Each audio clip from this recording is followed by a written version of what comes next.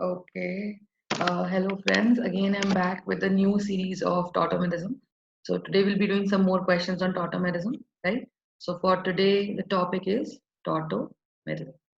तो हम लोगों ने अभी तक कम से कम 2 से 3 वीडियोस शायद पढ़ लिए हैं, राइट, फॉर टॉटोमेरिज्म। तो हम क्या कर रहे हैं, we are doing good quality questions. तो अभी देखते हैं फटाफट से कि पहला क्वेश्चन जो इस वीडियो का है वो क्या है, ठीक है। And before that I would like to just tell you that you are getting such good content on this channel. तो जितना हो सके आप उसको प्लीज शेयर करिए, लाइक करिए, सब्सक्राइब करिए और अपने जितने भी फ्रेंड्स हैं उनके बीच में शेयर करिए, जिससे कि सबका फायदा हो, राइट। और ये चैनल में जितना भी आप केमिस्ट्री पढ़ रहे हो, ये बहुत अच्छे क्वेश्चंस आप करने वाले हो, नो मैटर। और धीरे धीरे ऑर्गेनिक भी आएगा, फिजिकल भी आएगा, इनऑर्गेनिक भी आएगा, and there are lot of questions to be done, right. तो आपको बस इतना रिक्वेस्ट है कि इसको शेयर करिए, जिससे कि ज्यादा से ज्यादा लोग इसका फायदा उठा पाए। और बस, और अच्छे से आप लोग एग्जाम्स निकालिए, रिजल्ट दीजिए, that is only I pray to God.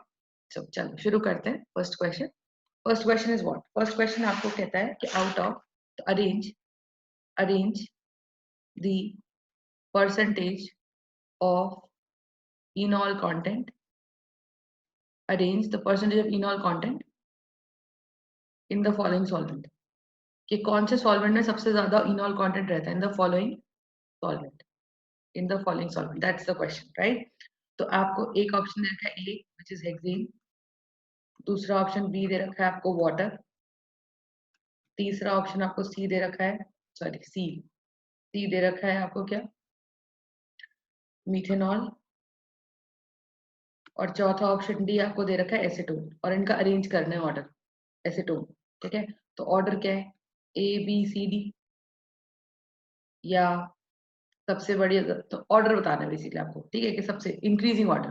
तो इंक्रीजिंग ऑर्डर मतलब सबसे कम से सबसे ज्यादा, कि किस में इनॉल कंटेंट सबसे कम रहेगा। तो इसमें एक एक रूल क्या लगता है, एक रूल ये लगता है हमारे पास कि जहां पोलैरिटी सबसे ज्यादा है, जहां पोलैरिटी सॉल्वेंट की सबसे ज्यादा है, वहां पे इनॉल कंटेंट सबसे कम है, ठीक है। तो ये आपका रूल लगने वाला है कि जहां पे पोलैरिटी सबसे ज्यादा है सॉल्वेंट की, वहां पे इनॉल कंटेंट कम है।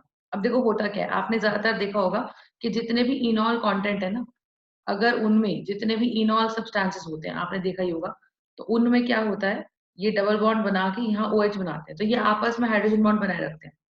इस H को हटा दो, ये आपस में ही हाइड्रोजन बॉन्ड बनाए रखते हैं, ठीक है। अब अगर ये हाइड्रोजन बॉन्ड बना रहेगा तो इनॉल कंटेंट को स्टेबिलिटी मिलेगी, और अगर इनॉल फॉर्म को स्टेबिलिटी मिलेगी तो ये इनॉल फॉर्म ज्यादा की ज्यादा बनेगा, तो इनॉल फॉर्म का कंटेंट बढ़ेगा। अब हमने क्या करा, इसको पानी में डाल दिया। अब आपको तो पता ही, पानी सबसे ज्यादा पोलर होता है, पानी is one of the polar substances. तो पोलर होगा तो जैसे ही इसको पानी में डालोगे, तो ये जो तुम्हारा इनॉल है, ये जो तुम्हारा इनॉल है, ये इनॉल क्या करने वाला है, ये आपस में हाइड्रोजन बॉन्ड ना बनाकर ये वाटर के साथ हाइड्रोजन बॉन्ड बनाना चालू कर देगा।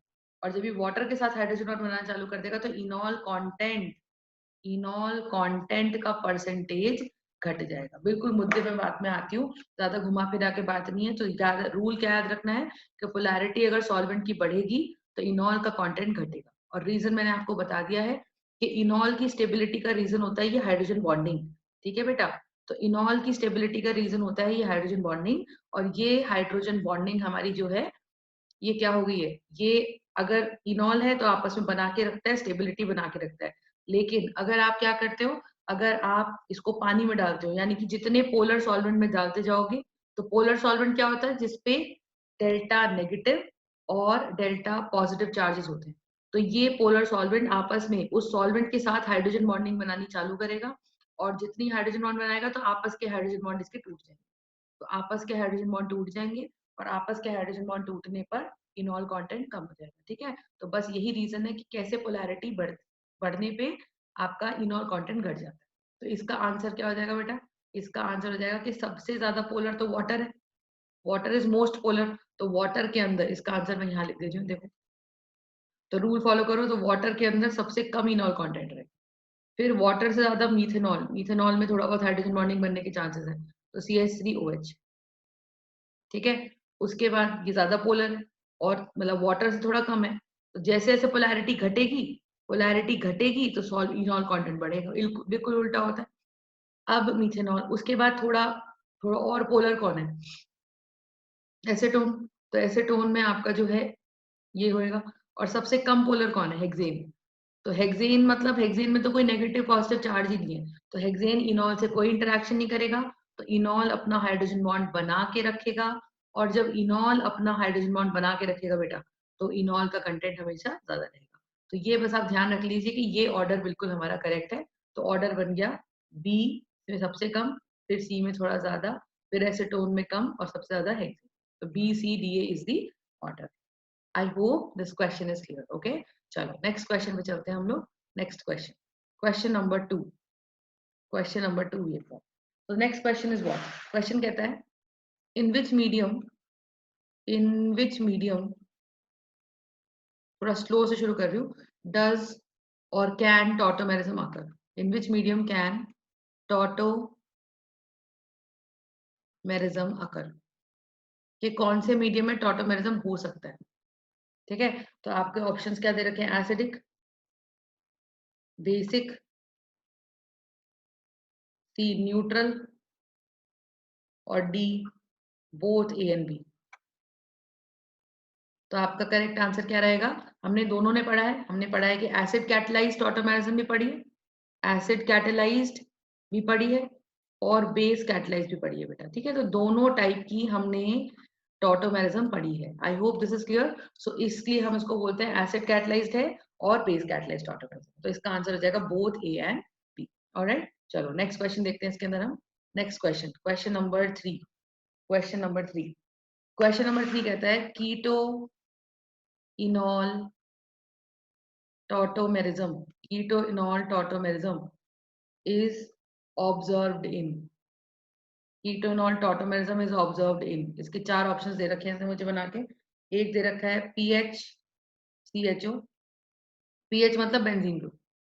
ठीक है, तो मैं इसको इलेबोरेट करके लिख देती हूँ, पीएच की जगह सीएचओ, तो बेंजीन। तो पीएच कहीं भी लिखा आ जाए ना, बस ये ध्यान रख लो, पीएच का मतलब होता है बेंजीन। ठीक है, फिनाइल क्योंकि बोलते हैं, तो सीएचओ एक स्ट्रक्चर। दूसरा एग्जाम्पल क्या दे रखा है आपको? ये है COCH3। थर्ड ऑप्शन दे रखा है आपको ये वाला कि किसके अंदर कीटो इनॉल टॉटोमेरिज्म आपको दिखेगा। देखो सीधी सी बात है, अगर अल्फा एच मिलेगा तो टॉटोमेरिज्म होगा, और अगर अल्फा एच नहीं मिलेगा तो टॉटोमेरिज्म नहीं होगा। तो फोर्थ ऑप्शन हमको दे रखा है इसके अंदर ये वाला। तो this can be a single correct answer also, and this can be a multiple correct answer also, so you have to be prepared कि भाई क्या इसके मल्टीपल आंसर हो सकते हैं, देख सकते हैं। तो वहां पे तो लिखा आएगा, खैर जब आप एग्जाम दोगे तो वहां लिखा आएगा कि मल्टीपल चॉइस क्वेश्चन है सिंगल चॉइस क्वेश्चन। तो देखो, तो कंडीशन क्या है कि जहां अल्फा एच होगा वहां टॉटोमेरिज्म होगा। What is alpha H? Alpha H होता है सीओ के बराबर वाला जो कार्बन है, वो कार्बन एक तो sp3 होना चाहिए जो डायरेक्टली कनेक्टेड है, और उस कार्बन को तुम अल्फा बोलते हो, और उस अल्फा कार्बन से कनेक्टेड हाइड्रोजन को बोला जाता है alpha hydrogen. You understand what I am saying? That is called as alpha hydrogen. So this is the same. अब देखो, ये रहा सीओ, सीओ के बराबर में ये कार्बन है तो सही, पर ये sp2 कार्बन है। ये रहा सीओ, सीओ के बराबर में एक कार्बन ये है और एक कार्बन ये है, और ये अल्फा कार्बन है और इससे कनेक्टेड तीन हाइड्रोजन है, तो यहाँ तीन अल्फा हाइड्रोजन दिख रही है। और जहां अल्फा हाइड्रोजन दिखेगा वो हमारा टॉटोमेरिज्म शो करेगा, तो सेकंड कर देगा। ठीक, तो मल्टीपल चॉइस है बेटा। अब ये सीओ है ग्रुप, इस सीओ ग्रुप के बराबर में ये भी कार्बन है और इधर भी कार्बन है, और ये दोनों ही कार्बन sp2 हाइब्रिड, ये दोनों ही कार्बन sp2 हाइब्रिड। तो यानी कि ये टॉटोमेरिज्म शो नहीं करेगा, फर्स्ट भी नहीं करेगा। ये सीओ ग्रुप है, इसके बराबर में ये अल्फा कार्बन है, इसके बराबर में ये कार्बन है, और इस कार्बन पे तो दो अल्फा एच है। ठीक है, ये sp2, तो sp2 carbon is not an alpha carbon. ठीक है ना, लेकिन ये जो सी है ये भी एक सी, इसके बराबर में भी अल्फा कार्बन है, इसके लिए ये भी अल्फा। तो यहाँ पे टोटालिटी में 5 अल्फा हाइड्रोजन है, तो फोर्थ भी देगा, तो इसका आंसर है बोथ 2 और 4। तो अगर वहां पे मल्टीपल चॉइस है तो आप 2 को भी क्लिक करोगे, 2 को भी मतलब हिट करोगे, और 4 को भी करेक्ट करोगे। सही है, तो ये हमारा रीजन हो गया। और लॉजिक क्या लग रहा है इसके अंदर कि जहां अल्फा एच होगा वहां पे टॉटोमेरिज्म होगा, और जहां पे अल्फा एच नहीं होगा वहां पे टॉटोमेरिज्म नहीं होगा। ठीक है, चलो क्वेश्चन नंबर 4 करते हैं। Question number 4 will do. Question number 4, next question is there, कहते हैं arrange the following, arrange the following in the decreasing in the decreasing order of enol content, in the decreasing order of enol content। ठीक है, तो ये हमारा रहता है enol content के ऊपर। तो क्वेश्चन आपको दिया हुआ है। अब देखते जरा, तो इसके ऑप्शन हमें क्या क्या दे रखे हैं। फर्स्ट ऑप्शन दे रखा है CH3, मतलब ए ऑप्शन। तो या मैं ABCD कर लेती हूँ, 1 2 3 4 कर। तो ये दे रखा है 1। 1 क्या दे रखा है आपको, CH3 CO CH2 CHO। Second option हमें दे रखा है क्या, CH3 CO CH3। थर्ड हमें दे रखा है क्या, CH3 CHO। और फोर्थ हमें क्या दे रखा है, फोर्थ हमें क्या दे रखा है। मैं देखो आपको एक एक चीज समझाऊंगी इसके अंदर अभी, कि कैसे हम डिसाइड करते हैं कि किसका इनॉल कंटेंट ज्यादा होगा और किसका इनॉल कंटेंट कम होगा। ठीक है, अब ध्यान से देखो, एक एक स्ट्रक्चर को चेक करते हैं। राइट, सबसे पहले थर्ड को मैं चेक करके बता रही हूँ आपको। So third I am checking, third का इनॉल कैसे बनेगा बेटा। थर्ड में आप लॉजिकली देखो, तो लॉजिकली इनॉल इसका बनेगा, इसमें 3 H है। तो एक में H खोल के लिख रही हूँ ऐसे, और मान लो कोई बेस आया, तो बेस इसका अल्फा H लेके जाएगा, क्योंकि हमने पढ़ा है कि अल्फा H इज एसिडिक। तो बेस तो अल्फा H को लेके जाता है। तो यहाँ से CH2 आया, ये CHO आया, इस कार्बन पे नेगेटिव चार्ज आया क्योंकि H चला गया, इलेक्ट्रॉन छोड़ गया। तो ये इधर आया, O पे नेगेटिव चार्ज आ गया, तो ये बन गया CH2 double bond CO negative और H। और जो ये OH और H ने मिलकर वाटर बनाया था, वाटर, तो ये वाटर अपना यहाँ आ जाएगा। तो ये O नेगेटिव इसको ले लेगा, तो ये बन जाएगा CH2 double bond CH OH, और OH is back to medium. तो एक तो ये कैटलिस्ट हो, ठीक है, ये एल्कीन बन गया। अब आप ये देखो, ये एल्कीन तो बन गया, पर ये ईन और ओल भी है, बट ज्यादातर स्टेबिलिटी ईन की देखी जाती है। तो पहली बात, थर्ड के अंदर क्या कहानी है, थर्ड के अंदर सिर्फ ये डबल बॉन्ड बन रहा है। और ईन हमारी एल्कीन स्टेबल कब होती है, हमने एक रूल पढ़ा है, सेल्सियस rule, that more alkylated alkenes are more stable, पढ़ा है ना। यानी कि जो एल्कीन है उसको गोले में डालो, और उसके देखो इधर और इधर कोई एल्काइल ग्रुप जुड़ रहा है, और हम यहाँ देख रहे हैं कि कोई एल्काइल ग्रुप नहीं जुड़ रहा है। यानी कि इस एल्कीन के अल्फा एच बहुत ही कम है। तो ये थर्ड वाली केस की। अब फोर्थ का केस, अब हम देखते हैं तो सेकंड वाले का। ठीक है, थोड़ा नेक्स्ट देखते हैं, नेक्स्ट देखते हैं सेकंड। सेकंड स्ट्रक्चर हमारा है CH3। सेकंड की एक्सप्लेनेशन देख लो, CH3 CO CH। अब मैं थोड़ा सा ठीक से करके लिखती हूँ। तो इसमें मैंने क्या करा, मैंने इसमें CH2 और एक H ऊपर खोल लिया। कोई बेस आया, वो बेस H को ले गया, तो CH3 C double bond O CH2 negative, और साथ में बन गया पानी। ये नेगेटिव चार्ज इधर आया और O पे आया, तो CH3 CO negative double bond CH2, और ये आ गया, और इसने पानी से ऐसे ले लिया। ये तो आपने कल ही सीखा था, इसमें कोई बहुत बड़ी बात है नहीं। ठीक है ना, ये आ गया, ये हम पहली वीडियो में देख चुके। अब क्या है, अब तुम देख लो। तो सेकेंड और थर्ड में आपको पहले डिस्कस करा मैंने स्ट्रक्चर थर्ड, अब मैं डिस्कस कर रही हूँ स्ट्रक्चर नंबर 2। एल्कीन बन गया बेटा, एल्कीन की स्टेबिलिटी देख लो। अब यहाँ पे कोई हाइड्रोजन बॉन्ड नहीं बन रहा, कोई हाइड्रोजन बॉन्ड नहीं बन रहा, सिंपल एल्कीन है। तो इसलिए यहाँ पे अगर हम देखते हैं, तब तुम देखो, तो ये कीटोन था ना, इनिशियली क्या था, कीटोन था। और कीटोन से जो एल्कीन बना, उस एल्कीन के अंदर थोड़ी सी एल्काइलेशन आई। एल्काइलेशन मतलब जो कार्बन डबल बॉन्ड बनाते हैं, तो वो कौन से कार्बन है, एक कार्बन ये है, एक कार्बन ये है। तो जो कार्बन डबल बॉन्ड बनाते हैं, उनसे कनेक्टेड आप देखो कितने एल्काइल ग्रुप जुड़ रहे हैं। तो इससे एक एल्काइल ग्रुप जुड़ रहा है, CH3। तो यानी कि जितने अल्काइल ग्रुप उन कार्बन से जुड़ेंगे जो डबल बॉन्ड बनाते हैं, उतनी उस एल्कीन की स्टेबिलिटी बढ़ती है। ठीक है, तो अगर उसकी स्टेबिलिटी बढ़ेगी, तो अगर मैं तुमको बोलूं कि भाई out of aldehyde and ketone, तो अब तुम देख लो कि भाई पीछे तो एल्डिहाइड था, सिंगल एल्डिहाइड, ये कीटोन था। तो 2 और 3 का कंपैरिजन मैं अभी कर रही हूँ, बाकी 1 और 4 पे भी आऊंगी धीरे धीरे, पर आपको इतना समझ में आ रहा है। तो अगर मैं बोलती हूँ यहाँ पे कि ये डबल बॉन्ड है, तो यहाँ पे तो कोई ग्रुप ही नहीं है, सिंपल सिंपल एच है। तो यानी कि एल्डिहाइड से बनने वाला जो कीटोन है, एल्डिहाइड से बनने वाला जो एल्कीन है, वो इतना स्टेबल नहीं है। और 3 जो कीटोन से बनने वाला एल्कीन है, वो थोड़ा सा ज्यादा स्टेबल है। इतनी बात समझ में आ गई, ठीक है। तो हमने देख लिया कि अगर मैं कंपेयर करूँ, टू तो मेरा कीटोन था, और थ्री मेरा एल्डिहाइड था। तो डेफिनेटली मैं बोलूंगी किसका कीटोन, किसका इनॉल ज्यादा बनेगा, इनॉल कीटोन से ज्यादा बनेगा।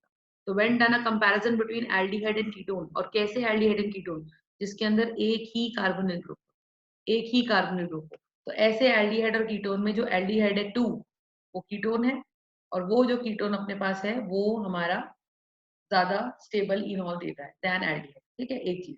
अब कंपेयर करते हैं इसकी बात। यहाँ पे अपने पास क्या है, ये रहा, और एक स्ट्रक्चर अपने पास ये रहा। अब इसमें क्या डिफरेंस देखने को मिल रहा है तुमको, ध्यान से देखना।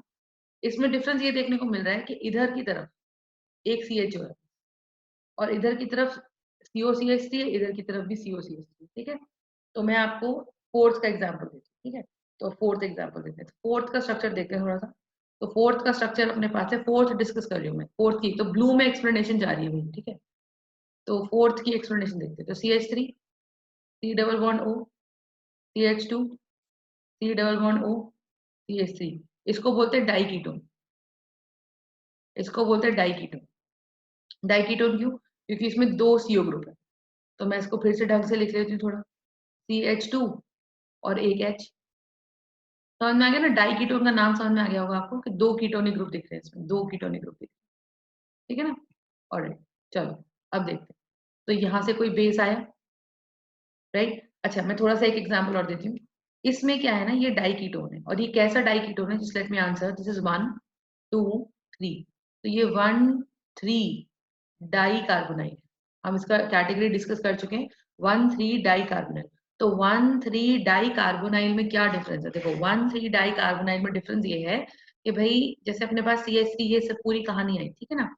तो ये जो ग्रुप है ना, ये वाला, आप देखो ये इसके लिए भी अल्फा है, और ये इस कार्बोनाइल ग्रुप के लिए है। तो ये हमारा एक्टिव ग्रुप। एक्टिव ग्रुप मतलब कि इसका अल्फा एच ज्यादा रिएक्टिव। ठीक है, तो इसको बोलते हैं active methylene group. This is called as active methylene group. I hope this is clear, right?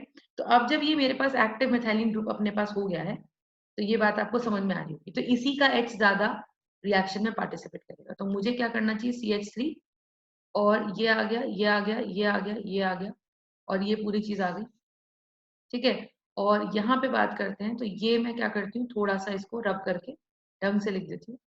और यहाँ पे मैंने एक H ले लिया और एक H ले लिया। अब अगर बेस आएगा कोई, क्योंकि बेस कैटलाइज्ड हम टॉटोमेरिज्म कराने की कोशिश कर रहे हैं, तो इसका मतलब ये H चला जाएगा। तो ये तो बना दिया इसने, OH और H ने मिलकर पानी। इस OH और इस H ने मिलकर तो बना दिया पानी। ये CO, ये CH नेगेटिव, ये C डबल बॉन्ड O, ये CH3। ठीक है, तो ये फोर्थ स्ट्रक्चर डिस्कस करेंगे। अब आपको पता ही है, ये मान लो इधर मुड़ गया, तो इधर मुड़ गया तो इधर आ जाएगा। और ये CH3 है, ये CO है, ये CH double bond CO negative है, और यहाँ CH3 है। और ये O नेगेटिव क्या करेगा, स्ट्रक्चर्स याद रखिएगा, तो ये इसको ले जाएगा। तो अपने पास इनॉल बन गया CH3, C double bond O, CH double bond C, OH, A। अब यहाँ पे दो काम हो रहे हैं। एक काम तो क्या हो रहा है बेटा, एक काम तो क्या हो रहा है, एक काम तो यहाँ बन रहा है इनके बीच में हाइड्रोजन बॉन्ड। तो एक तो इनॉल की स्टेबिलिटी इससे आ रही है, एक ये मेरे ग्रुप है। ठीक है, अच्छा, दूसरी बात अगर मैं बोलूं यहाँ पे, तो इस एल्कीन को यहाँ पे आप देख सकते हो, रेड से मार्क कर रही हूँ। इस वाली साइड से मिलती है क्या, इस वाली साइड से इसको मिलती है हाइपर कॉन्जुगेशन की स्टेबिलिटी, है ना। इस वाली साइड से इसे मिलती है हाइपर कॉन्जुगेशन की स्टेबिलिटी। और इस वाली साइड से क्या मिलती है, इस वाली साइड से क्या मिलती है, ये आ गई। तो CH3 C O नेगेटिव, तो ये डबल बॉन्ड C यहाँ आ जाएगा, और इस C पे, ठीक है, तो इस C पे आएगा पॉजिटिव चार्ज जिसपे OH लग रहा है, और ये CH3। तो एक तो ये हाइड्रोजन बॉन्ड स्ट्रॉन्ग हो रहा है, ऊपर से ये लोन पेयर से मीजोमेरिक स्टेबिलिटी मिल रही है। ये डबल बॉन्ड आ गया तो इधर से अल्फा मिल रहा है, हाइपर कॉन्जुगेशन। तो एल्कीन चाहे डबल बॉन्ड इधर रहे चाहे डबल बॉन्ड इधर रहे, दोनों ही तरफ से CH3 की इसको स्टेबिलिटी मिल रही है। तो हमारी एल्कीन फोर्थ के केस में बहुत ही ज्यादा स्टेबल है। और जब फोर्थ वाले केस में एल्कीन स्टेबल है, यानी कि डाई कार्बोनिल 1 3 डाई कार्बोनिल और 1 3 डाई कीटोन के केस में हमारा इनॉल का कंटेंट बहुत ही ज्यादा रहता है। समझ में आ रही है बात आपको, ये चीज। थर्ड स्ट्रक्चर में क्या हुआ, थर्ड स्ट्रक्चर में आप देख सकते हैं हमारे पास क्या कहानी। थर्ड स्ट्रक्चर में we had CH3 CO CH2 C double bond O, और इधर H है। अब जब इधर H है तो आप खुद देख लो कि अगर कोई बेस आता है, इसको लेके जाता है, मैं इनॉल देखो हर स्टेप पे बता रही हूँ, तो हर मैकेनिज्म आपका बार बार रिवाइज हो रहा है। CH3 C double bond O, CH negative, C double bond O और H। तो अब ये क्या होगा, अब ये इधर आ गया मान लो, तो इधर आ गया, ठीक है। और CH3, और इधर ही क्यों आया, ये इधर भी तो आ सकता था, देखो भाई इधर भी तो आ सकता था, बट इधर नहीं आया। इधर आता तो क्या एल्कीन बनती, इधर आता तो क्या एल्कीन बनती, मैं दोनों बताऊंगी आपको, देखो। तो इसका मतलब इधर बना तो ये CO नेगेटिव, और यहाँ डबल बॉन्ड H, और यहाँ C डबल बॉन्ड O और H, और जो पानी बना था OH और H के मिलने से, वो वाटर, उस वाटर से इसने फिर से H ले लिया, और CH3 COH CH double bond C double bond O और H, और यहाँ पे O पे होते हैं लोन पेयर, और यहाँ बन जाएगा इनके बीच में हाइड्रोजन बॉन्ड, ठीक। तो एक एल्कीन तो बन गई, एल्कीन नंबर 1 ये। रेड में दिखाती हूँ कि अगर ये डबल बॉन्ड इधर रह जाता तो CH3 C डबल बॉन्ड इधर रह जाता, CH डबल बॉन्ड C, और अगर ये डबल बॉन्ड इधर आता तो O पे इधर आ जाता, ठीक है। तो ये अपने पास क्या बन जाता, ये बन जाता अपने पास O नेगेटिव और H, और यहाँ पे ये पानी जो बना था पहले उससे H ले लेते, तो ये H इधर आ जाता, तो यहाँ बन जाता हाइड्रोजन। अब डिफरेंस देखो, इस एल्कीन की स्टेबिलिटी देखो और इस एल्कीन की स्टेबिलिटी देखो, ठीक है। इस एल्कीन में डायरेक्टली जहां एल्कीन होता है वहां पे ही देखो हाइड्रोजन बॉन्ड तो दोनों में ही है, लेकिन यहाँ पे तरफ अगर देखते हैं तो यहाँ पे 3 अल्फा एच है ना, और ये इधर रेजोनेंस करेगा तो इस साइड जाएगा, तो उसको सिर्फ रेजोनेंस की स्टेबिलिटी मिल रही है। जबकि फोर्थ स्ट्रक्चर में जब ये डबल बॉन्ड, इसको मैं थोड़ा दोबारा से दिखाती हूँ, जब ये डबल बॉन्ड अपना इधर था तो इसको हाइपर कॉन्जुगेशन भी मिल रहा था और मीजोमेरिक इफेक्ट भी मिल रहा था। जब ये डबल बॉन्ड रेजोनेंस करने के लिए इधर आया तो इसको, तो ये डबल बॉन्ड ऊपर उठ गया तो यहाँ नेगेटिव आ गया, तो इस डबल बॉन्ड को यहाँ पे हाइपर कॉन्जुगेशन भी मिला। यानी कि जब ये एल्कीन इधर से इधर रेजोनेट कर रहा था तो इधर होने पे और इधर होने पे, दोनों पे ही उसको दोनों तरफ से कहीं ना कहीं से स्टेबिलिटी मिल रही थी।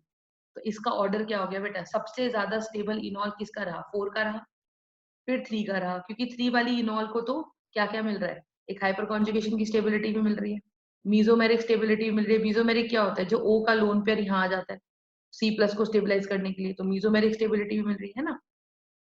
तो फिर 3, फिर पीछे हमने कंपेयर किया था 2 और 3 को, सॉरी ये क्या था स्ट्रक्चर 2, और हाँ, तो ये स्ट्रक्चर 1 मैंने लिखा है सबसे एंड में ना, this was structure 1, I am sorry.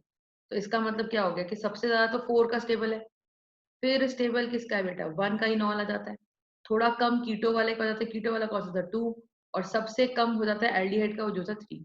तो 4 1 2 3 इस क्वेश्चन का ऑर्डर था, 4 1 2 3, तो इस क्वेश्चन का ऑर्डर था सबसे ज्यादा इनॉल स्टेबिलिटी 4 का, फिर 1 का, फिर 2 का, फिर 3 का। आई होप ये आपको क्वेश्चन अच्छे से समझ में आया है। तो इनॉल स्टेबिलिटी में देखा जाता है कि जो एल्कीन बनी उसमें सेड्जेस रूल लगा के देखो कि कौन सी एल्कीन इज मोर एल्काइलेटेड, और जो ज्यादा एल्काइलेटेड है जिसके ऊपर ज्यादा एल्काइल ग्रुप्स कनेक्टेड है। अब इस वाली की अगर बात करी जाए तो इस वाले पे तो सिर्फ C पे 2H ही तो कनेक्टेड है, तो इसका मतलब क्या है कि ये हमारा जो है, ये इसका इनॉल कंटेंट बहुत ही कम है, ठीक बात है। नेक्स्ट क्वेश्चन देखते हैं हम लोग। ऑलराइट, तो नेक्स्ट क्वेश्चन वी डू, तो हमारा क्वेश्चन नंबर 4 था, next we do question number 5, ठीक है। आपको फिर से इनॉल कंटेंट बताना है इसके अंदर, तो फिर से इनॉल कंटेंट बताना है, तो आपको मैं क्वेश्चन दे रही हूँ CH3O CO। अब फिर से सेम क्वेश्चन कि इनॉल कंटेंट में अरेंज करना है इन द इंक्रीजिंग ऑर्डर, कि सबसे ज्यादा से सबसे कम किस में है। CH2 C double bond O C2H5, structure 1। Structure 2 की बात करते हैं, स्ट्रक्चर 2 की बात करते हैं। स्ट्रक्चर 2 में क्या आता है अपने पास, CH3 C double bond O CH2 C double bond O C2H5। 3 की बात करते हैं, CH3 C double bond O CH2 C double bond O CH3, and structure 4, इधर बेंजीन है। तो बेसिकली एल्कीन स्टेबल होना चाहिए, और एल्कीन स्टेबल होने के लिए हाइपर कॉन्जुगेशन या रेजोनेंस मिले, है ना, तो वो ज्यादा स्टेबल हो जाता है। तो ये 4th स्ट्रक्चर है, और आपको इसमें क्वेश्चन कहता है arrange the following in the decreasing order, in the decreasing order, in the decreasing order of enol content, in the decreasing order of enol content, you understand. तो this is going to be really really important part. अब देखते हैं, बहुत ही simple सवाल है बेटा, ठीक है, इसमें घबराना नहीं है, आपको क्या करना है बारी बारी सबका इनॉल बना के देखना है। नाउ आई होप सबको इसका इनॉल बनाना आ गया होगा। तो मैं यहीं पे छोटा छोटा बना देती हूँ इनॉल थोड़ा सा, ठीक है। तो छोटा सा मैं इनॉल यहाँ बना देती हूँ, और ये मेरे पास पूरा का पूरा उठ के साइड में मैंने कर दिया, थोड़ा जगह बना दी मैंने यहाँ पे, ठीक है। अब देखते हैं, चलो अब देखते हैं। और सबके आगे बिल्कुल उसके सामने ही मैं रेड में इनॉल बनाऊंगी सबका, ठीक है। तो आपको डायरेक्ट बनाना है, और आई होप सबको इनॉल बनाना आ गया होगा, ठीक है। तो बहुत ही सिंपल है। तो जस्ट रब दिस क्वेश्चन। तो समझ में आ गया ना सवाल क्या है, कि डिक्रीजिंग ऑर्डर ऑफ इनॉल में कि किसका इनॉल सबसे ज्यादा होगा। भाई जिसका इनॉल सबसे स्टेबल होगा वही इनॉल सबसे ज्यादा होगा, सीधा सवाल है। तो अब देखो, तो ये एक्टिव मिथाइलिन ग्रुप है, तो ये एक्टिव मिथाइलिन ग्रुप है, राइट। एक्टिव मिथाइलिन ग्रुप हो गया। तो जब ये एक्टिव मिथाइलिन ग्रुप हो गया, तो इसमें क्या कहानी आई कि भाई इसी का एच जाएगा, तो इसका एच जाने वाला है, तो क्या बनने वाला है प्रोडक्ट, तो ये बनेगा CH3O, C double bond O। और मैं एग्जाम्पल के तौर पर ले लेती हूँ कि यहाँ पे मैंने कहा कि इधर की तरफ आ गया, तो यहाँ OH आके यहाँ C आ गया CH, और यहाँ C डबल बॉन्ड O, और यहाँ C2H, यहाँ O पे लोन पे है। इसका कैसे बनेगा, यहाँ पे ये एक्टिव मेथाइलिन ग्रुप है, तो इसका जो बनेगा वो इधर की तरफ बनेगा, तो ये बनेगा CH3COH डबल बॉन्ड CH। अब तुमको समझ में आएगा कि क्यों ऐसा हो रहा है, C2H5, और ये इस एस्टर ग्रुप है बेटा, ठीक है ना। अच्छा इसका देख लेते हैं, इसमें कहीं भी बना लो, ये थर्ड तो नॉर्मल है आपका। तो CH3 का, तो इसका इनॉल ये बना रही हूँ मैं, इनॉल में कन्वर्ट हो रहा है, ठीक है। और CH3COH double bond CH। I hope सबका इनॉल आपको डायरेक्टली बनाना आ गया होगा, ये इनॉल है, ठीक है। अगर नहीं आया तो मैं एक बार दोबारा बता दूंगी सबका फटाफट से। और इसका इनॉल बनेगा, ये फोर्थ में डिस्कस जरूर करूंगी कि फोर्थ एक इंपॉर्टेंट क्वेश्चन है, ठीक है। और आप देख सकते हो सबके अंदर इनॉल 1,3 टाइप का है, तो सब में हाइड्रोजन बॉन्डिंग होगी, सब में हाइड्रोजन बॉन्डिंग हो रही है, सब में हाइड्रोजन बॉन्डिंग हो रही है, सब में हाइड्रोजन बॉन्डिंग हो रही है, ठीक है ना बेटा। तो सबके अंदर हाइड्रोजन बॉन्डिंग हो रही है अपने पास, आप देख सकते हो, ठीक है। अब अगर सब में हाइड्रोजन बॉन्डिंग हो रही है, बहुत ही सिंपल सवाल, बहुत ही simple, just stay with me and now you can see. अब एल्कीन को गोले में डाल लो, एल्कीन को गोले में डाल लो, जहां भी एल्कीन बना है वहां गोले में डाल लो, और आपको समझ में आएगा कि वो एल्कीन को स्टेबिलिटी क्यों मिल रही है। अब देखो बेंजीन वाले में क्या केस है, ये जो एल्कीन बना है ये इधर रेजोनेंस करेगा, तो ये पूरे बेंजीन ग्रुप में रेजोनेंस चालू हो जाएगी, है ना। तो ये रेजोनेंस करके जैसे ही डबल बॉन्ड यहाँ आएगा, तो ये पूरे बेंजीन घूमना शुरू कर देगा, तो यहाँ पे रेजोनेंस है। और दूसरी बात क्या है, कि जैसे ही ये रेजोनेंस करने के लिए इधर आता है, तो ये बॉन्ड इधर जाता है, ठीक है। तो यहाँ से इसे हाइपर कॉन्जुगेशन की स्टेबिलिटी मिलती है, ठीक है। तो जैसे ही इसे हाइपर कॉन्जुगेशन की स्टेबिलिटी मिलती है, क्योंकि बॉन्ड इधर कब आएगा, जब CO बॉन्ड खुलेगा, तो ये C पे प्लस चार्ज आएगा, तो ये प्लस भी स्टेबल हो रहा है CH3 से, और हाइड्रोजन बॉन्डिंग तो है ही। तो फोर्थ वाले में हमें क्या क्या मिल रहा है, इस साइड से मिल रहा है, देखो इस साइड से मुझे मिल रहा है CO बॉन्ड जब खुलता है, तो इधर से मुझे मिलता है इन 3 अल्फा H की वजह से हाइपर कॉन्जुगेशन की स्टेबिलिटी, है ना। और इधर से मिलता है मुझे extended conjugation of benzene, extended conjugation. तो जब एक्सटेंडेड कॉन्जुगेशन मिलेगा मुझे, मैं इसको सॉल्व भी पूरा करके दिखाऊंगी, तो फोर्थ का इनॉल सबसे स्टेबल होगा, आप देखो, क्योंकि जितना रेजोनेंस होता है उतना स्टेबिलिटी बढ़ता है। अब देखते हैं इधर की तरफ, देखते हैं ऊपर वाले में, इधर ये है, इधर से अगर ये बॉन्ड रेजोनेंस करता है, ये बॉन्ड इधर खुलता है मान लो, तो यहाँ पॉजिटिव चार्ज आएगा, और इस पॉजिटिव चार्ज को मिलेगी हाइपर कॉन्जुगेशन की स्टेबिलिटी इन अल्फा एच की। और ये बॉन्ड जब इधर खुलता है, तो यहाँ प्लस चार्ज आएगा, तो इस प्लस चार्ज को हाइपर कॉन्जुगेशन की स्टेबिलिटी मिलेगी इन अल्फा एच की। तो यहाँ पे आपको सिर्फ हाइपर कॉन्जुगेशन की स्टेबिलिटी मिल रही है, रेजोनेंस का तो नामो निशान ही नहीं है। तो यहाँ पे रेजोनेंस हो रही है, यहाँ पे सिर्फ हाइपर कॉन्जुगेशन हो रही है, तो 4 का सबसे स्टेबिलिटी है, क्योंकि हमें ऑर्डर याद रहना चाहिए कि रेजोनेंस की स्टेबिलिटी हाइपर कॉन्जुगेशन की स्टेबिलिटी से ज्यादा होती है। ध्यान से सुनिएगा, रेजोनेंस से मिलने वाली स्टेबिलिटी हाइपर कॉन्जुगेशन से मिलने वाली स्टेबिलिटी से कम होती है, ठीक है ना, सॉरी ज्यादा होती है। तो रेजोनेंस की स्टेबिलिटी हाइपर कॉन्जुगेशन से मिलने वाली से ज्यादा होती है, ये चीज आपको ध्यान रखना है। तो इसका मतलब हमें क्या ध्यान रखना है, कि भाई 3 वाले का इनॉल स्टेबल तो है, बट फोर्थ वाले की इनॉल से स्टेबल नहीं है। अब ऊपर वाला देखते हैं, तो सेकंड देखते हैं, सेकंड वाले में क्या कहानी है। इधर से अगर ये बॉन्ड इधर रेजोनेंस करने जाता है, कि भाई मैं इसके साथ रेजोनेंस करूंगा, तो यहाँ पॉजिटिव चार्ज आएगा, तो इस पॉजिटिव चार्ज को ये संभालेगा, तो इधर से मिल रही है हाइपर कॉन्जुगेशन। तो आप ये चीज समझ लो कि जितने ज्यादा अल्काइल ग्रुप कनेक्टेड है उतना बढ़िया, ठीक है। लेकिन कहानी क्या है, कि जैसे ये डबल बॉन्ड इधर आएगा ना, अब ये बॉन्ड खुला, अब देखो स्टेप बाय स्टेप देखते हैं, बहुत ही स्लो एंड स्लो स्टडी चलते हैं। सबसे पहले खुलता है CO बॉन्ड, तो जब CO बॉन्ड खुल गया, अब आप देखो CO बॉन्ड जब खुल गया, तो O पे आगे नेगेटिव और C पे आगे पॉजिटिव। अब इस पॉजिटिव को भरने के लिए इधर से भी आएंगे, और ये भी आएगा, और देखो जब एक ही गड्ढा है, ठीक है, एक ही जगह है पॉजिटिव चार्ज, और उसको न्यूट्रलाइज तो कोई एक ही कर सकता है ना, या तो इधर से न्यूट्रलाइज हो जाए या इधर से हो जाए। और जब दोनों आएंगे तो दोनों नेगेटिव एक साथ आकर रिपल्शन करेंगे और वापस चले जाएंगे। तो ये पॉजिटिव चार्ज पॉजिटिव का पॉजिटिव ही बना रहेगा। इसे बोलते हैं बेटा cross conjugation. This is called as cross conjugation. You understand कि भाई जैसे ही बॉन्ड खुला, ओ पे नेगेटिव चार्ज आया और सी पे पॉजिटिव चार्ज आया, तो इस पॉजिटिव चार्ज को न्यूट्रलाइज करने के लिए ये लोन पेयर इधर आया और ये पाई बॉन्ड इधर आया, और दोनों ही एक साथ आए, दोनों ही नेगेटिव थे, तो दोनों ही वापस चले गए कि भाई इधर से ये आ रहा है, इधर से आ रहा है, तो ये सोच रहा है, ए सोच रहा है कि बी भर देगा और बी सोच रहा है कि ए भर देगा सी प्लस को जाके, लेकिन दोनों ही नहीं भर पाते। तो इसका मतलब क्या होता है कि क्रॉस कॉन्जुगेशन जो होता है वो इतना स्टेबल नहीं होता। इधर देखो, तो इधर क्या था, इधर सिर्फ एक तरफ था, एक तरफ से तो एल्कीन को स्टेबिलिटी मिल रही थी। इधर देखो, ये एल्कीन अगर क्या करता है, देखो ये एल्कीन अगर खुलता है तो यहाँ पॉजिटिव चार्ज आता है, इस पॉजिटिव चार्ज को ये भी रेजोनेंस देगा और ये भी लोन पेयर देगा, तो एक ही दे सकता है और एक देगा, तो उस प्रोसेस में क्या होगा, क्रॉस कॉन्जुगेशन। अगर ये बॉन्ड खुलता है तो O पे नेगेटिव, C पे पॉजिटिव, तो इसको भरने के लिए ये पाई बॉन्ड भी आएगा और ये लोन पेयर भी आएगा। तो इस एक जगह को भरने के लिए अगर एक पॉजिटिव चार्ज को पॉजिटिव करना है, न्यूट्रल करना है, और इधर से भी नेगेटिव आ रहा है, इधर से भी नेगेटिव आ रहा है, तो दोनों नेगेटिव आके दोनों नेगेटिव रिपल्शन करके वापस चले जाएंगे, तो क्रॉस कॉन्जुगेशन हो जाएगी। और क्रॉस कॉन्जुगेशन या क्रॉस रेजोनेंस के केस में क्या होता है कि ये कंपाउंड आपका इतना स्टेबल नहीं रहता। So that is why we are saying कि अब देखो, तो इसमें तो दोनों तरफ से क्रॉस कॉन्जुगेशन हो रही है, तो सबसे कम इनॉल किसका बनेगा, एक, वन का। हमें डिक्रीजिंग ऑर्डर में लगाना है, तो मैं इसको पलट दूंगी अभी, क्योंकि सबसे कम इनॉल वन का है, फिर थोड़ा ज्यादा टू का है, फिर उससे ज्यादा थ्री का है, और सबसे ज्यादा फोर का है, क्योंकि फोर वाले में एक्सटेंडेड कॉन्जुगेशन मिल रही है हमारी एल्कीन को। और हाइड्रोजन बॉन्डिंग से स्टेबिलिटी तो देखो सब में ही आ रही है, तो हाइड्रोजन बॉन्डिंग से स्टेबिलिटी जब सब में आ रही है तो ये एक फैक्टर नहीं है, तो इसका मतलब वन टू थ्री फोर। तो ये मैंने आपको एक वीडियो में एक ऑर्डर बताया था कि किसका इनॉल कंटेंट सबसे ज्यादा है, वो रटना नहीं है, अब आपको लॉजिक समझ में आ रहा है, ठीक है बेटा। तो इसका मतलब सबसे ज्यादा इनॉल है फोर का, फिर उससे कम है थ्री का, फिर उससे कम है टू का, सॉरी, सबसे ज्यादा इनॉल कंटेंट है फोर का, फिर थ्री का, ज्यादा जिसकी तरफ मुंह खुलता है वो बड़ा, फिर टू का, फिर वन।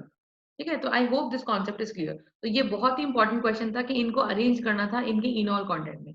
तो मैं एक बार से ये आपका डिस्कस कर देती हूँ, फोर्थ क्वेश्चन, फोर्थ पार्ट और first part, fourth part and first part, ये आपको ध्यान रखना है कि इसमें ये आपका एस्टर डाई कीटोन एस्टर है, डाई कीटो एस्टर है ना, जिसके सीओओ ग्रुप एस्टर होता है ना, तो सीओ ग्रुप के इधर भी एल्काइल ग्रुप है और इधर भी एल्काइल ग्रुप है। ये बहुत इंपॉर्टेंट क्वेश्चन है, क्वेश्चन नंबर 5। इस पे बहुत क्वेश्चंस आते हैं और आपको समझ में आना चाहिए कि कैसे हम एल्कीन की या इनॉल की स्टेबिलिटी देखते हैं बेटा।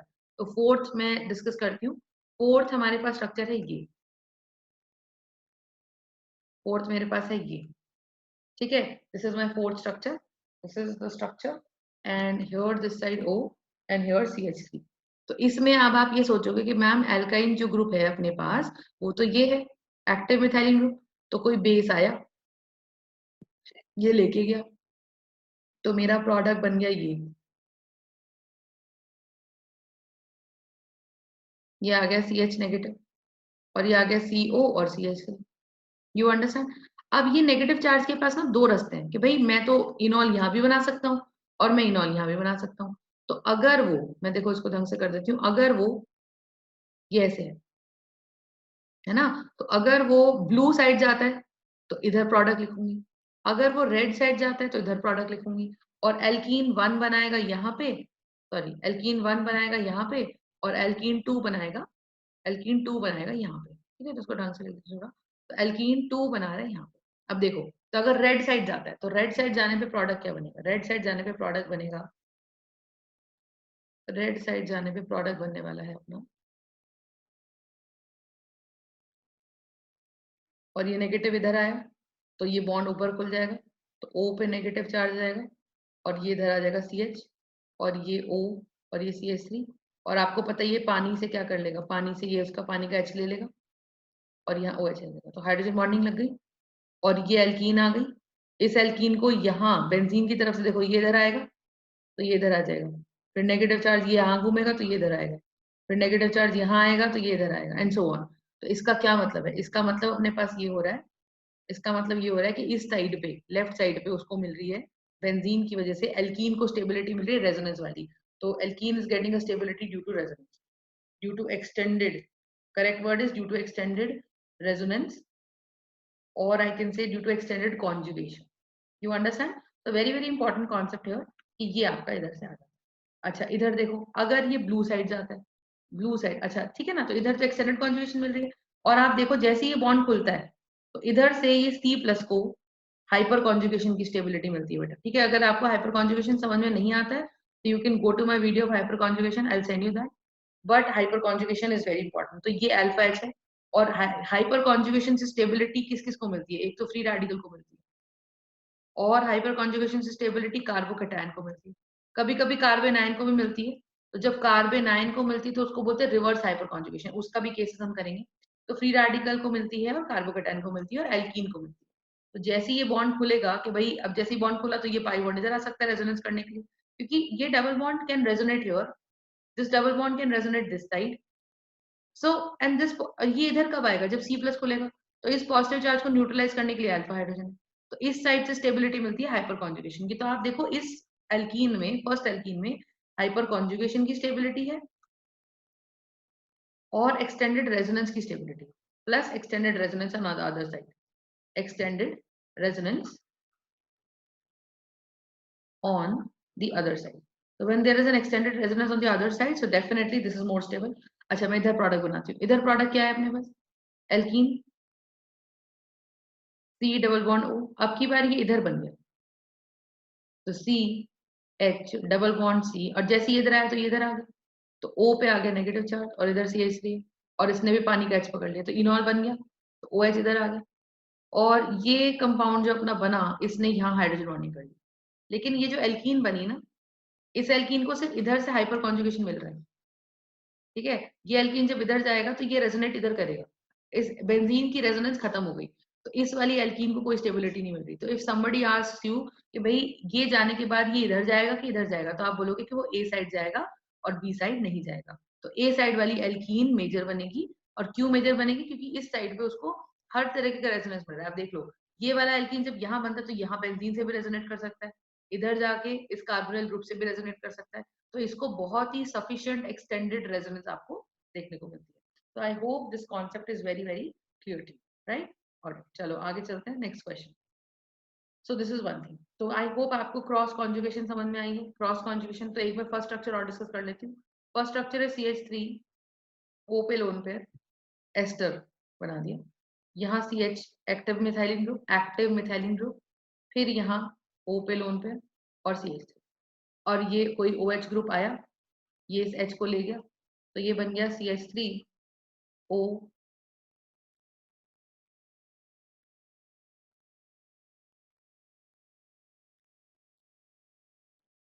ऐसे बन गया OCH3. आई होप ये बात तो सबको समझ में आएगी होगी, राइट? अब नेगेटिव चार्ज जो अपने पास ये है, ये नेगेटिव चार्ज देखो, अब देखो क्या है. तो ये बॉन्ड खुलेगा. तो जैसे ही बॉन्ड खुलेगा तो मैं इसको एक बार ओपन कर देती हूँ फॉर एग्जाम्पल. तो ओपन कर दिया जब मैंने इसको, तो यहाँ सिंगल बॉन्ड रह गया, बॉन्ड खुल के नेगेटिव यहाँ आ गया, पॉजिटिव यहाँ आ गया. अब ये जैसे ही एल्कीन बनाने यहाँ जाएगा, ये लोन पे इधर से इसको स्टेबल करने आएगा कि भाई कोई भी स्ट्रक्चर नहीं चाहता, कोई भी स्ट्रक्चर नहीं चाहता कि उस पर पॉजिटिव चार्ज बना रहे या उस पर नेगेटिव बना रहे. तो उसको रेजोनेंस करने के लिए वो जैसे ही जाएगा पॉजिटिव चार्ज को न्यूट्रल करने के लिए, तो नेगेटिव इधर से आ रहा है, ये लोन पे इधर से आ रहा है, तो इस जगह पे दोनों नेगेटिव आ गए. दोनों नेगेटिव आके भिड़ गए, इधर से ये नेगेटिव आ गया, इधर से आ गया. और जब ये भिड़ गए तो रिपल्शन हो गई, तो ये फिर वापस चले गए. तो वापस चले गए तो ये बेचारा C प्लस ऐसे ही बैठा रह गया. तो यहाँ पे जो इनॉल का फॉर्मेशन होता है ना, इनॉल का फॉर्मेशन होना ही बहुत मुश्किल हो जाता है.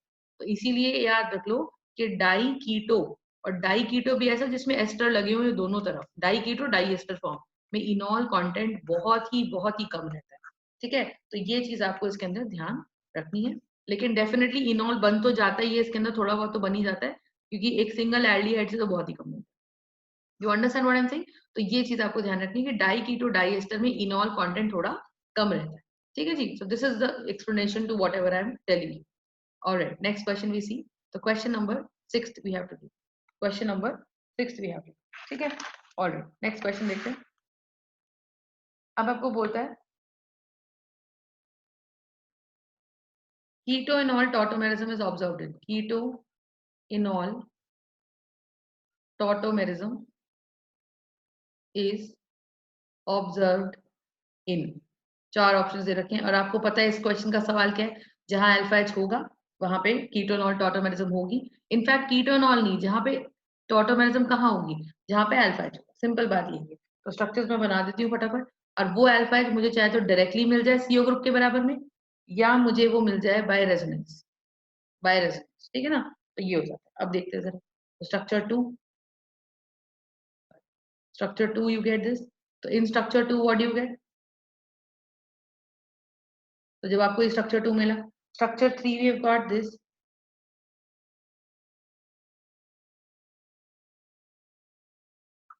And structure four what we have got. तो these are the three structures. अब आपको इसमें से बताना है कि कौन, थ्री में से बताना है कि कौन टॉटोमेरिज्म शो कर सकते हैं। अब तुम देखो खुद से। तो टॉटोमेरिज्म में कीटो से इनॉल जा सकते हैं, इनॉल से कीटो जा सकते हैं। अब देखो ये तो बिल्कुल नहीं कर सकता।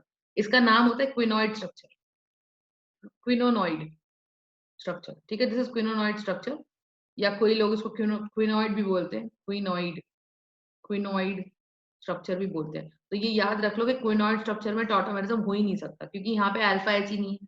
ये रहा सीओ ग्रुप, इसके बराबर में ये दोनों कार्बन है, पर ये दोनों sp2 है, ठीक है। तो double single double single double. तो अब डबल पे भी आपको कोई sp3 नहीं मिला, तो ये तो शो नहीं करेगा, ठीक है। अच्छा देखो इसकी बात करते हैं। अगर इसका OH उठा के, इसका OH उठा के मैं यहाँ लगा दूं, तो इसका इनॉल फॉर्म वापस कैसे बनेगा देखो। तो जब ये लोन पेयर अपना यहाँ आएगा तो ये यहाँ जाएगा, तो ये अपना बेंजीन है। और ये सी एच पे नेगेटिव चार्ज हो जाएगा, जो कि बहुत स्टेबल है क्योंकि वो इधर रेजोनेंस करने जा सकता है। बट एनीवे, इस सी एच पे नेगेटिव चार्ज रहेगा, तो ये हमारा बन जाएगा यहाँ पे सिंगल बॉन्ड। और ये सी पे आ गया, ओ ने इसको इलेक्ट्रॉन दिया सी को, तो ओ पे आया positive charge. O can't hold positive, H को भगा देगा। तो ये benzene C H negative, C यहाँ डबल बॉन्ड हो गया, जो एच यहाँ से निकला वो इस एच पे चिपक जाएगा आके, तो ये न्यूट्रल हो जाएगा। तो इसका मतलब ये क्या बन गया मेरे पास, ये बन गया मेरे पास कीटोन, बेंजाइलडिहाइड बन गया। You understand what I am saying. तो ये अपने पास क्या बन जा रहा है,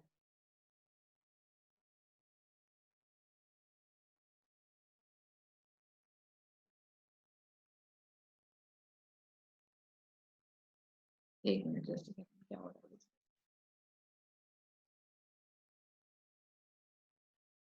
अच्छा सॉरी, एक ऑलरेडी एच तो है ही ना यहाँ पे, ऑलरेडी एच तो है, ये वाला एच तो है ही ना, उसको थोड़ी चेंज कर सकती हूँ। तो ये मेरा इसके अंदर क्या बन जाएगा, ये मेरा इसके अंदर बन जाएगा CH2, you understand what I am saying. So that means ये बन गया कीटोन फॉर्म, देखो कीटो फॉर्म आ गया, एल्डिहाइड फॉर्म। तो कार्बोनाइल ग्रुप आ गया, तो इनॉल से कीटो बना दिया, तो ये कर सकता है। और अल्फा एच की जरूरत नहीं है क्योंकि इनॉल फॉर्म था, तो इनॉल फॉर्म में तुमको बना के देखना पड़ेगा, you will not be able to understand. But ज्यादातर जैसे ईन ये रहा और ओल ये रहा, तो इनॉल फॉर्म तो ज्यादातर कीटो पे बदल ही जाती है, ठीक है ना। और देखते हैं, और देखते हैं इसके अंदर देखो, ये कार्बोनाइल ग्रुप है, तो इसके बराबर में एक कार्बन ये है जो कि sp3 है, तो ये अल्फा हाइड्रोजन रखेगा, इस पे दो अल्फा हाइड्रोजन। ये कार्बोनाइल ग्रुप है, इसके बराबर में ये कार्बन है जो कि sp3 है, तो इस पे भी दो H कनेक्टेड रहेंगे। तो ये भी आपका टॉटोमेरिज्म शो करेगा, यानी कि 1 and 3 शो करेगा, बट सेकंड स्ट्रक्चर आपका टॉटोमेरिज्म शो नहीं करेगा। So I hope this question number 6 is clear too, ठीक है ना। तो इस तरह से क्वेश्चन आ गया। क्वेश्चन नंबर 7 देख लेते हैं बेटा। क्वेश्चन नंबर 7 आपसे पूछता है कि किसका इनॉल कंटेंट, ज्यादातर क्वेश्चन इसी बात पे आ रहे हैं कि किसका इनॉल कंटेंट ज्यादा स्टेबल है। चलो उससे पहले मैं एक क्वेश्चन और आपको कराती हूँ, ध्यान से देखो। कहता है which of the following is easily enolised. Enolise का मतलब कि किसका इनॉल फॉर्म बनाना आसान है, और किसका इनॉल फॉर्म बनेगा भी और इनॉल फॉर्म में रहेगा भी, ये क्वेश्चन है। समझ रहे हो बात। तो अब देखो बहुत ही सिंपल सवाल, तो मैं आपको दे रही हूँ।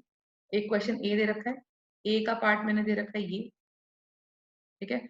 और बी दे रखा है, तो बी का नाम है, आपको नाम दे रखा है, और ट्राई कीटो साइक्लो ब्यूटेन, ट्राई कीटो साइक्लोब्यूटेन, इसका स्ट्रक्चर आपको खुद बनाना है, ठीक है। और इसका नाम हम खुद लिख देते हैं, इसका नाम है cyclo but two in 1O।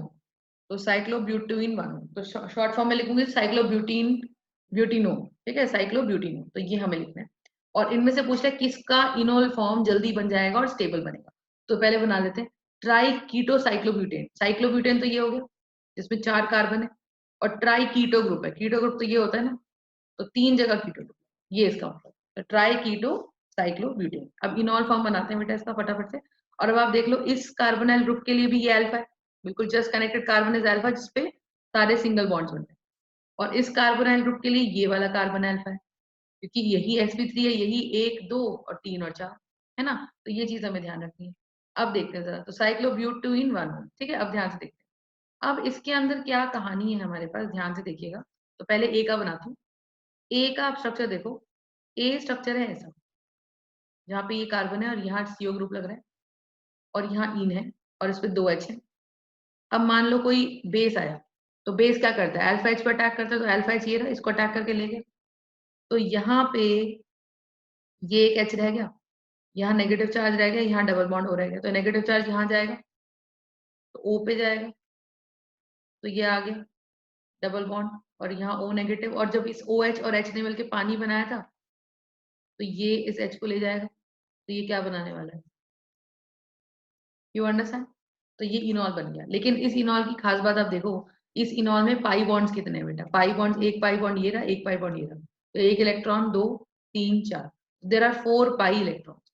और 4 पाई इलेक्ट्रॉन्स किसकी कंडीशन सेटिस्फाई कर रहे हैं, 4n इज इक्वल टू 4, और ये कंडीशन किसकी है बेटा, एंटी एरोमेटिक कंपाउंड्स की, ठीक है। एंटी एरोमेटिक कंपाउंड्स की कंडीशन है ये। और जब ये एंटी एरोमेटिक कंपाउंड्स की कंडीशन है, तो यहाँ से कैंसिल कर दो, n आ गया 1, इसका मतलब ये कंपाउंड मेरा है एंटी एरोमेटिक। और एंटी एरोमेटिक कंपाउंड्स बिल्कुल भी स्टेबल नहीं होते, तो ये इनॉल में जब जाएगा तो ये एंटी एरोमेटिक बन जाएगा। और anti aromatic is unstable, lot of unstability is associated with the anti-aromatic compounds, and that is why we will say कि ये इनॉल में जाएगा ही। तो इसका इनॉल तो आराम से नहीं बनेगा, क्योंकि जब इसका इनॉल आप मैकेनिज्म से बनाओगे, तो उस मैकेनिज्म से इसका इनॉल अनस्टेबल बनेगा, क्योंकि वो एंटी एरोमेटिक, ठीक है ना। तो ये चीज आ गई। और ऊपर से एक चीज और देखो, जितना भी छोटे ग्रुप्स होते हैं, जितने भी रिंग, जैसे साइक्लोप्रोपीन में बोल रही हूँ, या साइक्लोब्यूटेन बोल रही हूँ, साइक्लोपेंटेन बोल रही हूँ, जितना ज्यादा उसमें डबल बॉन्ड बनेगा ना, तो डबल बॉन्ड वो छोटे रिंग्स झेल नहीं पाते। डबल बॉन्ड 8 मेंबर्ड रिंग झेल पाते हैं, जिनमें 8 कार्बन होते हैं। 8 कार्बन या 8 कार्बन से बड़े डबल बॉन्ड जो होते हैं, वो डबल बॉन्ड झेल पाते हैं, वो वाले रिंग्स। और छोटे कार्बन जो होते हैं, मतलब अगर मैं बात करूं साइक्लोप्रोपेन की, साइक्लोब्यूटेन की, साइक्लोपेंटेन की, साइक्लोहेक्सेन की, till this, till even cyclohexane तक, हेक्सेन हेप्टेन भी डबल बॉन्ड इतना स्टेबल उसमें नहीं होता है, ठीक है। तो इसीलिए ये डबल बॉन्ड की वजह से भी अनस्टेबल है, और एंटी एरोमेटिक कैरेक्टर है उसकी वजह से भी अनस्टेबल है। And as a result what will be doing, ये हम बोल देंगे कि भाई ये कंपाउंड अनस्टेबल है, तो इसका तो इनॉल बनने वाला आराम से नहीं है, ठीक है जी। आई होप ये क्वेश्चन क्लियर है। नेक्स्ट हम देखते हैं बी वाले पार्ट का, तो बी का देखते हैं। तो बी बोलता है ट्राई कीटो साइक्लोब्यूटेन, ट्राई कीटो साइक्लोब्यूटेन, ये क्वेश्चन देता है। तो ट्राई कीटो साइक्लोब्यूटेन की बात करते हैं अगर, तो इसमें देखो स्ट्रक्चर क्या है, साइक्लोब्यूटेन डबल बॉन्ड ओ, ढंग से लिखते हैं थोड़ा, यू अंडरस्टैंड। और इस पे ये कार्बन है, और ये एच है, और ये एच, समझ में आ रही बात। अब होने क्या वाला है हमारे पास कि ये सी है, ठीक है, सीओ है, सीओ सीओ, ठीक है। अब हमारे पास ये अल्फा कार्बन हो गया, क्योंकि इसके जस्ट बराबर में ये कार्बन है, और उस पे 2 एच भी है, और ये कार्बन sp3 हाइब्रिडाइज भी है। तो अल्फा कार्बन, बार बार बोल रही हूँ, alpha carbon must always be sp3 hybridize, sp2 को अल्फा कार्बन हम नहीं बोलेंगे, समझ में आ रही है बात। तो ये एच हो गया, ये आ गया। अब हमारे पास, अब देखो कोई ओ एच ग्रुप आएगा, बेस कैटलिस्ट ऑटोमेरिज्म, तो इस एच को ले गया, तो यहाँ कहानी बन गई। कोई एक कार्बोनाइल का ही कन्वर्जन हो सकता है ना, तो यहाँ नेगेटिव चार्ज आ गया, तो ये नेगेटिव चार्ज जैसे ही यहाँ आया मान लो, तो ये इधर आ गया, तो ये बन गया मेरे पास क्या, देखो एक पेज पे मैं एक ही क्वेश्चन कर रही हूँ, कोई हौच पौच नहीं है, just have a look clearly. तो ये ओ नेगेटिव हो गया और यहाँ डबल बॉन्ड आ गया। छोटे ग्रुप में, छोटे रिंग में डबल बॉन्ड स्टेबल तो नहीं है, ठीक है, बट देखते हैं क्या कंडीशन बैठती है। अब देखो ये आ गया यहाँ पे ओ नेगेटिव, और ये पानी जो बना था, ये जो ओ एच नेगेटिव इस एच को ले गया था, तो पानी बनाया था इन्होंने, तो इस पानी का ये एच ले लेगा, और ये फाइनल कंपाउंड बन जाएगा हमारा।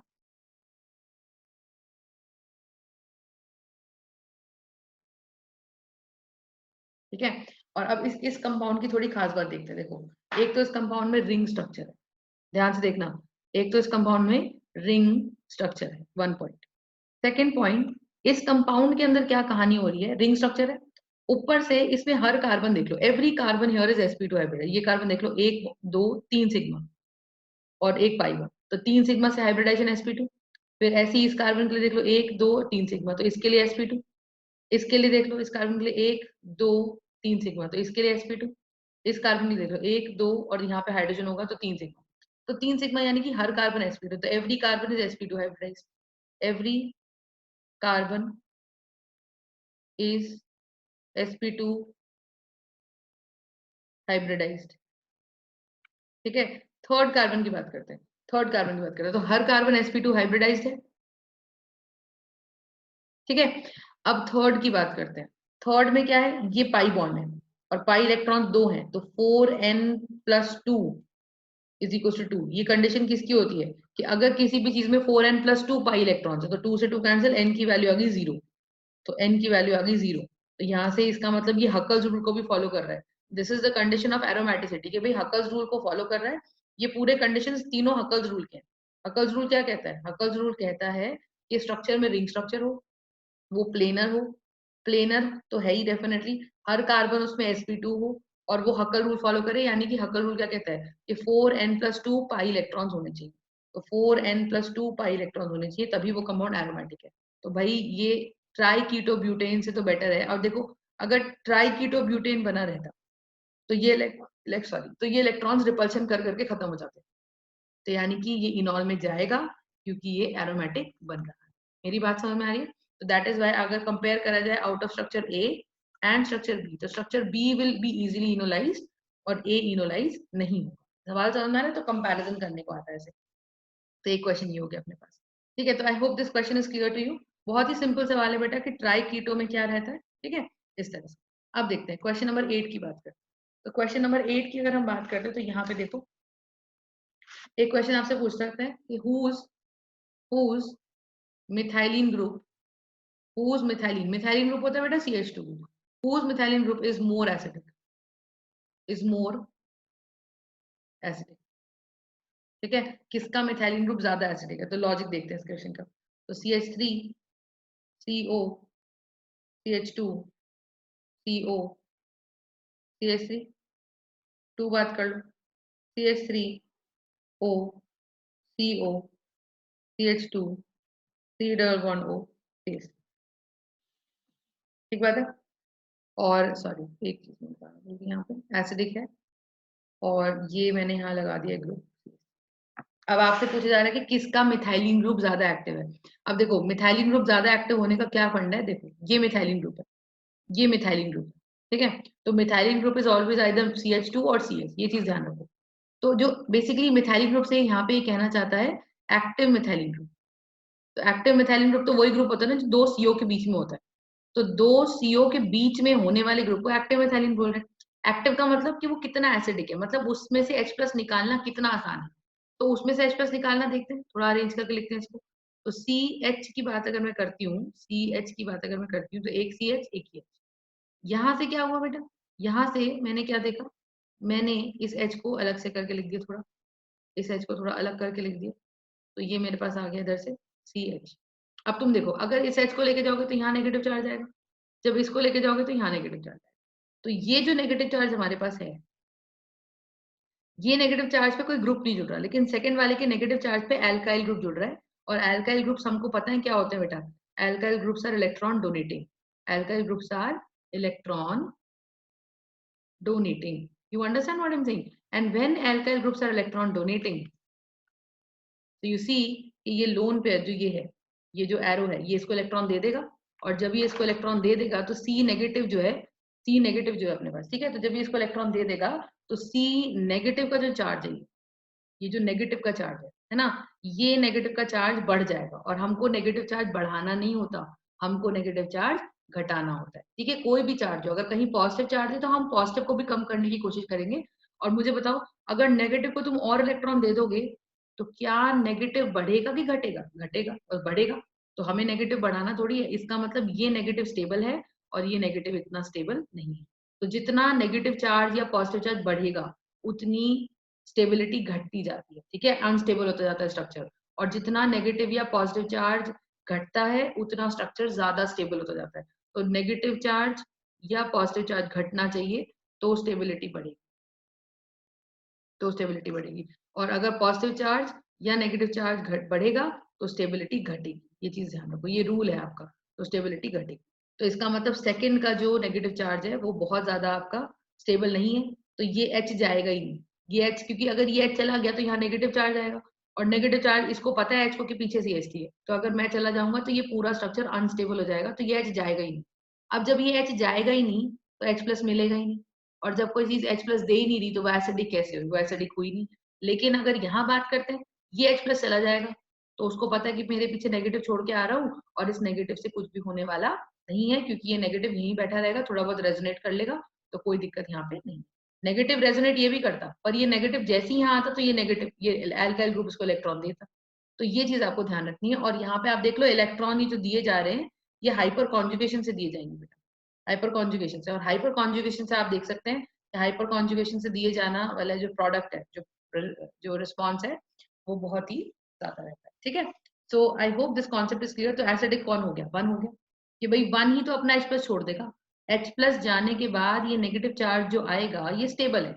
यहाँ पे एच प्लस जाने के बाद जो यहाँ नेगेटिव चार्ज कार्बन पे आएगा वो इतना स्टेबल नहीं है, क्योंकि इस नेगेटिव चार्ज पे CH3 ग्रुप लगा होगा। समझ में आई बात? तो बहुत ही ध्यान से सुनिएगा, स्लो करके सुनो, एक बार दो बार सुनो, पूरा पूरा सुनो, लेकिन इसको अच्छे से समझ लो। तो ये बहुत इंपॉर्टेंट क्वेश्चन इसके अंदर आता है कि आपको मिथाइलिन, जो एक्टिव मिथाइलिन ग्रुप है, एक्टिव मिथाइलिन ग्रुप है, उसकी आपको स्टेबिलिटी पूछी जाती है। You understand? Then we have got question number 9। ठीक है, then we have got question number 9 here. So what is the question number 9? अब ध्यान से देखते हैं जरा। ठीक है, okay, now next question which is important. अब एक क्वेश्चन इसमें पूछ रखा है कि why phenyl groups favour the formation of enols. तो why phenyl groups, phenyl group का मतलब बेंजीन ग्रुप्स, तो why phenyl groups favour favour the formation of of the enol content. तो भाई सिंपल सा हिसाब है, फिनॉल ग्रुप में अगर मैं इधर लगा दूं बेंजीन, और यहाँ C डबल बॉन्ड O है और CH2 है, ये सवाल समझ में आ रहा है ना, और यहाँ भी मैंने लगा दिया बेंजीन ग्रुप। तो अब ये तुम देखो कि भाई ये तो हो गया एक्टिव मिथाइलिन ग्रुप, उसका 2 यहाँ से मैं हटा दूं, इसका 2 यहाँ से हटाकर एक H ऊपर लगा दूं, और जब ये H जाएगा और ये नेगेटिव इधर आएगा, ये बॉन्ड इधर खोलेगा और ये पानी का H पकड़ के इनॉल बनाएगा।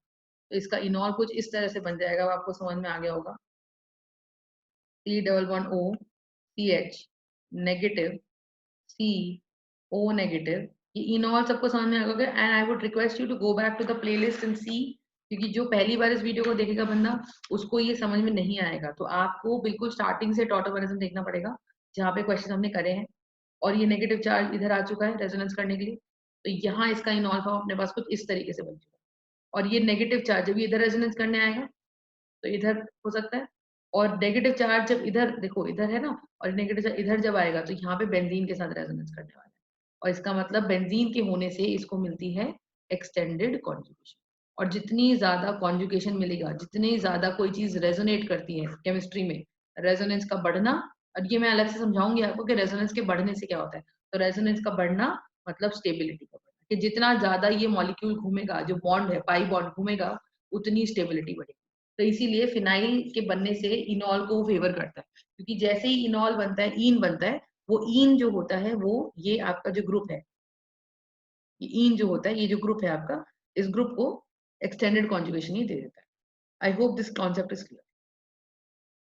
Is it clear? Right, this question number 9। Then we have got question number 10। ठीक है, क्वेश्चन नंबर 10 आपको क्या बोलता है, ध्यान से देखना।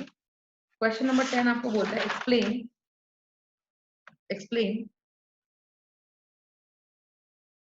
The tautomerism of explain the tautomerism of 2 pyridinol. 2 pyridinol. What is pyridinol? You have to see. pyridine होता है बेटा, ये बेंजीन ग्रुप में यहाँ N होता है, और ये ऐसे होता है, इस पे लोन पेयर रहता है, और ये pyridinol है। This is your pyridinol। ठीक है, और ये जो pyridinol हमारे पास है, इसका हमको कन्वर्जन देखना है। ठीक है ना, बहुत ही सिंपल हिसाब है, ध्यान से देखिएगा। सो this is my basic concept. अब होता क्या है, ध्यान से देखो। तो मैंने कहा कि कोई एसिड आया, तो या मैंने आपको यहाँ पे बोला कि भाई अपने पास कोई OH आया, H प्लस आया, आ गया। एसिड कैटलाइज लिख रही हूँ बेटा, तो एसिड कैटालाइज्ड टॉटोमेरिज्म। ठीक है, एसिड आया और एसिड अब की बार अटैक करेगा इसकी लोन पे। तो जब एसिड ने इसकी लोन पेयर पर अटैक करा तो ये बन गया NH, पर NH के साथ N पे आ गया पॉजिटिव चार्ज, क्योंकि H जब इसके सामने आके बैठेगा H प्लस, तो ये N क्या करेगा कि चल तू एक इलेक्ट्रॉन ले ले।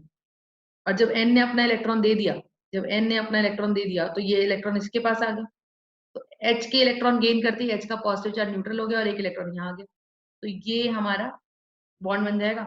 और ये बॉन्ड बनाने के चक्कर में N पे आ गया पॉजिटिव चार्ज। तो जब मैं इसको लिखती हूँ कि H प्लस ने इसके लोन पेयर पे अटैक मारा, तो आई होप ये आप समझते हो कि N पे पॉजिटिव चार्ज क्यों आया, क्योंकि दो इलेक्ट्रॉन्स में से एक इलेक्ट्रॉन N ने H को दे दिया और एक अपने पास रख लिया, फिर एक इलेक्ट्रॉन N का, एक H का, और दोनों, और बट की जो H के पास इलेक्ट्रॉन आया वो भी N का ही था। ठीक है, इतना हो गया। अब यहाँ पे अपना OH लगा हुआ है, अब N can not hold a positive charge, तो ये इधर आ जाता है। जब ये इधर आ जाता है तो अपने पास कहानी आ गई ये, तो ये बन गया NH प्रॉपर्ली, ये और ये। और जब ये बॉन्ड इस पे आ गया तो इसका लोन पेयर तो इस पे रिटर्न हो गया, क्योंकि नाइट्रोजन के पास 3 ही बॉन्ड्स बनते हैं, नाइट्रोजन 4 बॉन्ड तो बना नहीं सकता, तो इस कार्बन पे आ गया पॉजिटिव चार्ज और ये OH। तो ऐसे में क्या होता है, ये O का लोन पेयर इधर आ जाता है, और O का लोन पेयर जब इधर आ जाता है तो मैं इधर बना रही हूँ, यहाँ पे आप देख सकते हो, यहाँ N है, ये है, और ये है, और ये NH है, और ये डबल बॉन्ड O है, और O पे आ गया पॉजिटिव चार्ज और H कनेक्टेड है। O can't hold a positive charge, तो ये H को भगा देता है, तो हमारा फाइनल प्रोडक्ट बन जाता है ये।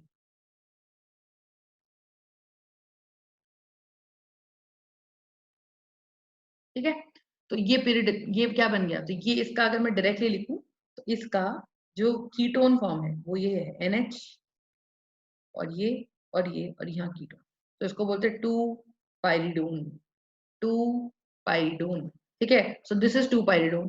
तो 2 पिरिडिनॉल का, ये पिरिडीन होता है, 2 पिरिडिनॉल का जो हमारा कीटोनिक फॉर्म है वो है 2 pyridone. You understand, so 2 pyridinol and this is 2 pyridone. You understand, right? So that is how it is converted. अब सवाल इसमें यह आता है कि स्टेबल कौन सी फॉर्म है। ठीक है, तो स्टेबल देखा जाए तो ये होना चाहिए हमारा पिरिडोनॉल, क्योंकि ये एरोमेटिक है ना, तो एरोमेटिक जो फॉर्म होता है इसका ये स्टेबल होता है। तो 2 पिरिडोनॉल, इसमें भी इनॉल कंटेंट ज्यादा रहता है, लेकिन कई कई बार ये बोलते थे कि भाई कि थोड़ी एक्स्ट्रा स्टेबिलिटी जो इनॉल की आती है। क्वेश्चन ये कहता है कि भाई इनॉल वैसे तो जो पिरिडोन है वो एंटी एरोमेटिक है, मतलब वो एरोमेटिक नहीं है, इट इज एंटी एरोमेटिक। तो अगर ये एंटी एरोमेटिक है तो भी क्या ये कभी कभी स्टेबल हो सकता है, तो हाँ ये कभी कभी स्टेबल हो सकता है due to intermolecular hydrogen bonding. लेकिन अगर कंपेयर कराए कि भाई 2 पाइरिडोन और 2 पाइरिडिनॉल के अंदर कौन, किसका नेचर ज्यादा है, इनॉल ज्यादा है कि कीटो ज्यादा है, तो डेफिनेटली इनॉल ज्यादा है, बिकॉज इनॉल के अंदर आप देख सकते हैं, इनॉल के अंदर आप देख सकते हो एरोमेटिसिटी है, और एरोमेटिसिटी होने की वजह से, एरोमेटिसिटी होने की वजह से ये इनॉल कंटेंट ज्यादा है। I hope this concept is clear. तो पहले हम ये गए स्टेप 1, फिर स्टेप 2, फिर स्टेप 3, फिर स्टेप 4, और ये फाइनल आंसर मैंने यहाँ लिखा। This is going to be my final answer. Is that clear? So very important question here बेटा। तो explain the tautomerism of 2 pyridinol। तो 2 मतलब फर्स्ट कार्बन नाइट्रोजन को बोलेंगे तो सेकंड कार्बन पे OH है, इसलिए 2 pyridinol। तो भाई पायरिडीन में होता है, पायरिडीन ई हटा के ओल कर दिया, तो 2 pyridinol। समझ में आई बात? तो इस स्ट्रक्चर से आपको ये याद रखना है। पिरिडीन होता है उस पे OH नहीं होता, बस हर जगह सिंपल N रहता है। तो बेंजीन का स्ट्रक्चर है, बेंजीन के किसी एक स्ट्रक्चर में एक कार्बन हटा के कहीं N आ जाता है, that is the structure of 2 pyridinol and which is also acidic catalyzed structure। Is that clear? Very simple concept बेटा, तो ये हमें ध्यान में इसके अंदर रखना है। ठीक है जी, राइट? और देखते हैं थोड़ा, और देखते हैं थोड़ा। ठीक है, तो ये आ गया। अच्छा, अब देखो जरा क्वेश्चन नंबर 11 देखते हैं। क्वेश्चन नंबर 11 देखते हैं। सिमिलरली आपको बोल रखा है 4 पायरिडिनॉल, 4 पायरिडिनॉल का टॉटोमेरिज्म शो करो। ठीक है, और ये बोलता है कि प्रोडक्ट क्या बनता है। तो 4 पायरिडिनॉल क्या होता है, देखो ये N है और यहाँ OH है, तो 1 2 3 4, और इस N पे लोन पे है। आपको पता है कोई एसिड आएगा, तो एसिड आएगा तो वो इस पर अटैक मारेगा। ऐसा नहीं कि बेस नहीं कर सकता, बेस भी कर सकता था, पर बेस अटैक करता फिर OH वाले बैच, ये भी मैं बताऊंगी। तो अब अपने पास आ गया ये। अब क्वेश्चन तुम्हारे दिमाग में उठ रहा होगा कि मैम हमें कैसे पता चलेगा कि कहाँ एसिड है कहाँ बेस है। आप कैसे भी करा लो, आप एसिड अटैक करा लो H प्लस, आप बेस अटैक करा लो, कोई फर्क नहीं पड़ता। अब इस पे NH ने अटैक कर दिया, N पे पॉजिटिव चार्ज आ गया, और यहाँ तो OH लगा ही हुआ है। ठीक है ना, यहाँ तो OH लगा ही हुआ है अपना, OH, but N can not hold a positive charge, तो ये इधर आ जाएगा, तो ये अपने पास इस तरीके से आ गया, ठीक है, ये आ गया, ये आ गया, इस पे आ गया पॉजिटिव चार्ज, ये O और H, तो ये इसको स्टेबल करने के लिए ये इधर आ गया, so we get this thing NH, और ये इधर आ गया, और यहाँ पे आ गया पॉजिटिव चार्ज, और यहाँ O है और यहाँ H, और O पे है लोन पेयर, तो O कांट, C कांट इसको न्यूट्रल करने के लिए O का लोन पेयर आया, तो यहाँ पे कहानी बनी ऐसी कुछ, N पे H, ये, और डबल बॉन्ड O, और O पे आ गया पॉजिटिव चार्ज, ना O can't hold a positive charge, तो O ये हट जाएगा, ये चला जाएगा, और ये मेरे पास प्रोडक्ट आ गया ऐसे, तो नहीं बात, तो ये मेरा बन गया 4 पायरिडोन, ठीक है जी, 4 पायरिडोन, तो 4 पायरिडोन, तो इसका जो कीटो फॉर्म है 4 पायरिडिनॉल का, 4 पायरिडिनॉल का जो कीटो फॉर्म है वो है 4 पायरिडोन, ठीक है जी, तो ये आ गया हमारा 4 पायरिडोन, तो ये इसका टॉटोमेरिज्म है। तो अगर ऑप्शन आपको आता है, बनाने को आता है, कैसे भी मार्क करने को आता है, तो ये स्ट्रक्चर्स आप याद रख लीजिए। स्ट्रक्चर कई बार बनाने को आता है कि 4 पायरिडोन का स्ट्रक्चर बनाओ, ठीक है, तो आपको नामकरण, नेम दे देते हैं, स्ट्रक्चर पूछ लेते हैं, तो आपको दोनों ही तरह से क्वेश्चन करने आने चाहिए, ठीक है जी। So this question, these 11 questions are very very important questions. एक क्वेश्चन और कर लेते हैं इसके अंदर, एक क्वेश्चन और देखो क्या कहता है, कहता है 12, what is the product, what is the product of the tautomerization, what is the product of the tautomerization of glycerol? बहुत ही important question, very very important question, competitive के पॉइंट ऑफ व्यू से तो बहुत बार पूछा गया। What is the product of the tautomerisation of glycerol? Now what is glycerol? Answer देखो इसका, ग्लिसरॉल होता है 1 2 3, ठीक है ना, तो H2 H2 और H2 और OH और OH और OH, यू अंडरस्टैंड दिस? तो इसका मतलब, और इसमें बीच वाले में ना H2 नहीं होता, H होता है, ऐसे H होता है, तो इसको मैं अगर खोल के लिखूं तो 1 2 3 ऐसे, तो यहाँ पे OH, यहाँ पे H, OH, यहाँ पे OH, और यहाँ H, 3 OH होते हैं, और बाकी सब पे 2 2 H होते हैं, ठीक है ना, इस तरीके से, यू अंडरस्टैंड द स्ट्रक्चर। और इसको मैं थोड़ा सा बस अरेंज करके लिख रही हूँ, 3 कार्बन है, एक OH यहाँ लिख रही हूँ, एक OH यहाँ लिख रही हूँ, और एक OH यहाँ लिख रही हूँ, और बाकी H पूरा। तो एक्चुअली क्वेश्चन जो पूछता है ना, write the products of the tautomerisation of this, तो ये क्वेश्चन गलत है। क्वेश्चन एक्चुअली क्या होना चाहिए था कि tautomerisation after hydration, tautomerisation after hydration, तो what is the product of the tautomerisation after hydration of glycerol, कि ग्लिसरॉल की हाइड्रेशन के बाद क्या प्रोडक्ट बनने वाला है, ठीक है ना, तो देखते हैं जरा फटाफट से। तो ग्लिसरॉल की हाइड्रेशन के बाद क्या प्रोडक्ट बनने वाला है देखते हैं, तो मैं ये वाले स्ट्रक्चर्स रब करती हूँ, तो आई होप आपको ग्लिसरॉल का स्ट्रक्चर क्लियर हो गया। ग्लिसरॉल में शॉर्ट फॉर्म में लिखूं तो CH, शॉर्ट फॉर्म में लिखूं तो क्या बनेगा, CH2 CH CH2 OH OH OH, this is glycerol, this is glycerol, you understand what I'm saying?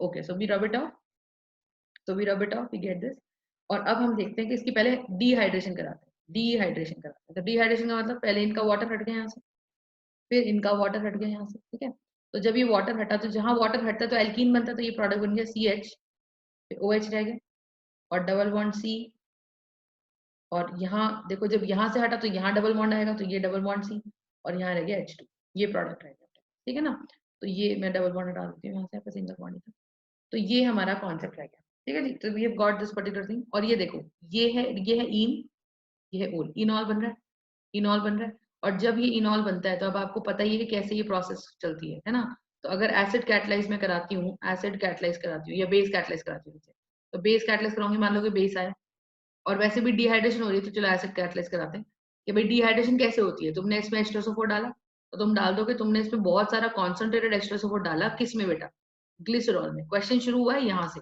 तो ग्लिसरॉल में से वो पानी निकाल के ले गया, वाटर हट गया, वाटर हट गया, और जहां से वाटर हटता है वहां पे डबल बॉन्ड आ जाते हैं, वो आ गया, ठीक है, कॉन्सेंट्रेटेड H2SO4 आ गया इनॉल फॉर्म बन गया। अब कॉन्सेंट्रेटेड H2SO4 का H+ घूम रहा है ना, तो वो इसका H ले जाएगा, ये नेगेटिव चार्ज यहाँ आएगा, ये इधर आएगा, और CH डबल बॉन्ड O, यहाँ पे नेगेटिव चार्ज जैसे आएगा वो नेगेटिव पे H+ अटैक मार देगा, ठीक है, और ये H+ यहाँ आ गया, और CH, तो ये जो कंपाउंड बना ना CH2 double bond CH single bond CHO, इसे बोलते हैं एक्रोलीन, इसे बोलते हैं एक्रोलीन, तो the product is acrolein, You understand?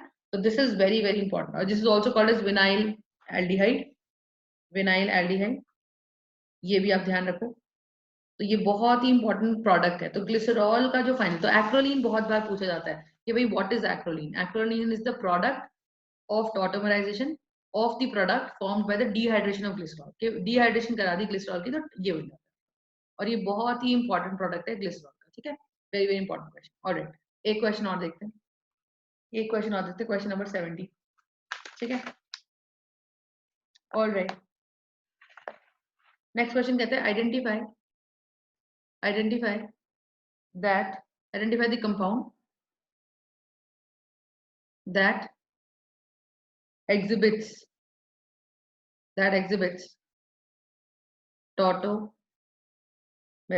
Identify the compound that exhibits tautomerism. अब देखो सबसे पहले तो मेरे पास क्या है, 2-ब्यूटीन। एक क्वेश्चन दे रखा है ये, तो स्ट्रक्चर नहीं दे रखा, आपको स्ट्रक्चर बनाना पड़ेगा। फिर सेकंड दे रखा है लैक्टिक एसिड। लैक्टिक एसिड मैं बताती हूँ क्या होता है वो। थर्ड स्ट्रक्चर मुझे दे रखा है 2-पेंटेनोन। और फोर्थ स्ट्रक्चर हमको दे रखा है, it can be single choice और मल्टीपल चॉइस, एंड फिनॉल, ठीक है।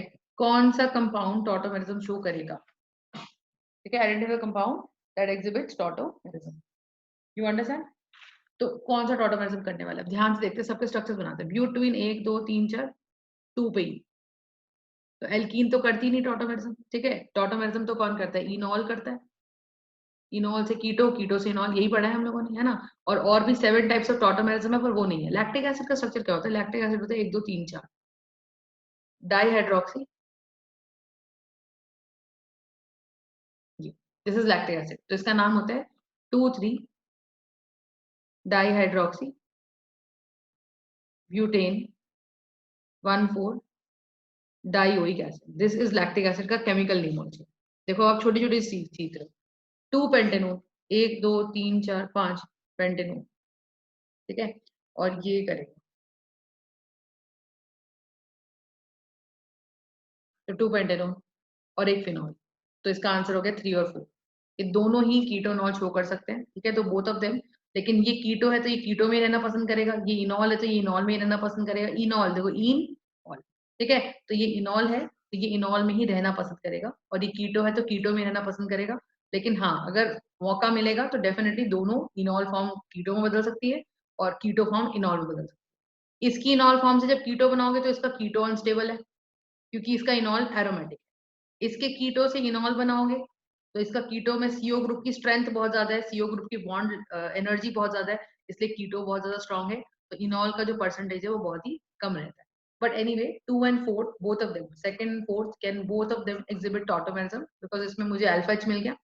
और इनॉल फॉर्म का कोई कीटो नहीं होता है, बट अगर कीटो बनाओगे तो वो बहुत ही अनस्टेबल बनेगा, बट बना तो सकते हैं, ठीक है। इनमें तो चॉइस ही नहीं थी, इनमें तो चॉइस ही नहीं थी कि भाई ये कंपाउंड में कीटोनॉल एग्जिबिट करता भी है, तो नहीं थी। तो इसका आंसर हो गया थर्ड एंड फोर्थ ऑप्शन इसका, ठीक है ना। तो I hope this concept is clear. Okay, another question we can see, another question, question number 18, question number 18, ठीक है।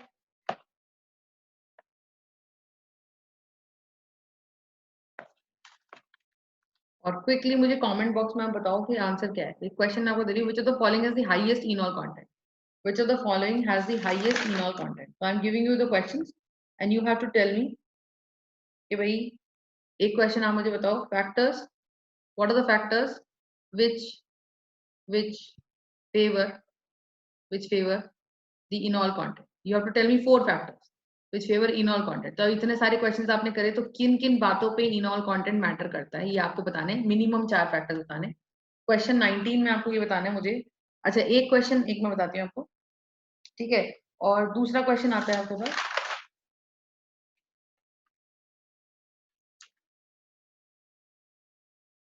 ठीक है। और एक क्वेश्चन का आंसर आपको अरेंज करना है, which of the following, choose करना है, बस एक ऑप्शन इसका आंसर है, which of the following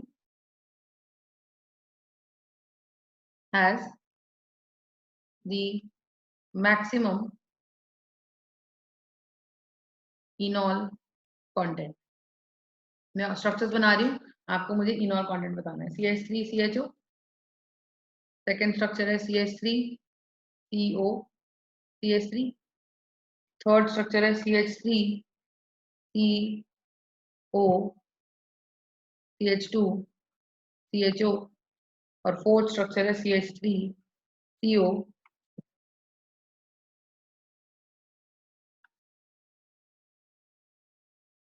you get my point. so you got 1 2 3 and 4। ठीक है, इनमें से आपको बताना है कि किसका इनॉल कंटेंट सबसे ज्यादा है। This you have to tell me and write the answer in the comment box and I will see how much you have understood the concept, right. तो क्वेश्चन नंबर 18 हो गया, क्वेश्चन नंबर 19 हो गया। Is it clear? एक question और देखो, ये copy कर लो आप लोग। एक और क्वेश्चन देखेंगे, वो बहुत इंपॉर्टेंट कॉन्सेप्ट है, बहुत ही इंपॉर्टेंट कॉन्सेप्ट। ठीक है, ध्यान से देखो क्वेश्चन नंबर 20। सो मिनिमम हर वीडियो में 20 से 22 क्वेश्चन आपको मिलने वाले हैं और वो सारे क्वेश्चंस आपके इंपॉर्टेंट होते हैं, टॉप क्लास क्वालिटी क्वेश्चंस होते हैं। तो अच्छे से इन्हें करो क्योंकि ये क्वेश्चंस में से कहीं ना कहीं क्वेश्चन रिपीट होंगे, ये कॉन्सेप्ट्स कहीं ना कहीं रिपीट होंगे। ठीक है बेटा, तो क्वेश्चन कहते हैं which of the following is easily oxidisable ketone. Which of the following, structure बनाऊंगी, which of the following is easily oxidizable ketone। ठीक है, तो क्लियर सी बात है, जो टॉटोमेरिज्म शो कर सकता है कीटोन। ठीक है, रूल क्या लगता है यहाँ पर? रूल क्या है इस क्वेश्चन को सॉल्व करने का कि इजीली ऑक्सीडाइजेबल कीटोन का कैसे पता चलेगा कि जो कीटोन टॉटोमेराइजेशन शो कर सकता है, टॉटोमेरिज्म, या मैं और बोलूं जो कीटोन इनोलाइजेबल है। इनोलाइजेबल मतलब वो अपने इनॉल में कन्वर्ट हो सकता है, वो इजीली ऑक्सीडाइजेबल। ठीक है, तो सिंपल सी बात है, enolisable and equal to oxidisable कि कोई चीज अगर आपकी इनोलाइजेबल है तो वो आपकी ऑक्सीडाइजेबल भी होगी। Very very simple concept, right. तो अब मैं आपको स्ट्रक्चर्स बनाती हूँ और आपको बताना है। तो ये रूल चल रहा है बेटा, ठीक है। तो स्ट्रक्चर आपको दे रखा है CH3, तो मतलब वो एक स्ट्रॉन्ग ऑक्सीडाइजिंग एजेंट होगा तो उससे वो ऑक्सीडाइजेबल है। और अगर कोई कीटोन की मैं बात करती हूँ, वो कीटोन इनोलाइजेबल नहीं है तो वो कीटोन ऑक्सीडाइजेबल भी नहीं है, चाहे आप उसमें कितना ही स्ट्रॉन्ग ऑक्सीडाइजिंग एजेंट डाल लो। मार्क माय वर्ड्स, कितना ही स्ट्रॉन्ग ऑक्सीडाइजिंग एजेंट डाल लो, अगर उसके अंदर कीटोन में टॉटोमेराइजेशन नहीं हो सकती तो उस कीटोन को ऑक्सीडाइज करना किसी भी strong oxidizing agent like KMnO4, like K2CR2O7 या HNO3, उनसे ऑक्सीडाइज करना बहुत ही डिफिकल्ट हो जाता है। ठीक है, मैं इम्पॉसिबल नहीं कह रही हूँ, डिफिकल्ट हो जाता है, तो डिफिकल्ट थोड़ा रहता है। ठीक है, इतना इजिली नहीं होता। तो ये कीटोन्स मैं आपको बता रही हूँ, this is a multiple choice question. Integer type के कितने हैं इसके अंदर, तो इंटीजर टाइप भी हो सकता है, मल्टीपल चॉइस भी हो सकता है। इंटीजर टाइप में क्या डिफरेंस आएगा अब आपको समझ में आएगा। थर्ड की बात करते हैं अपने पास ये।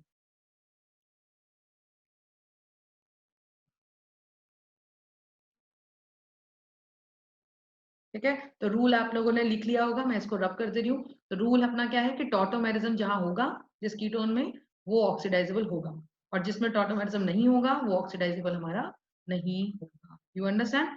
Okay, so we got this. Fourth की बात करते हैं, CH3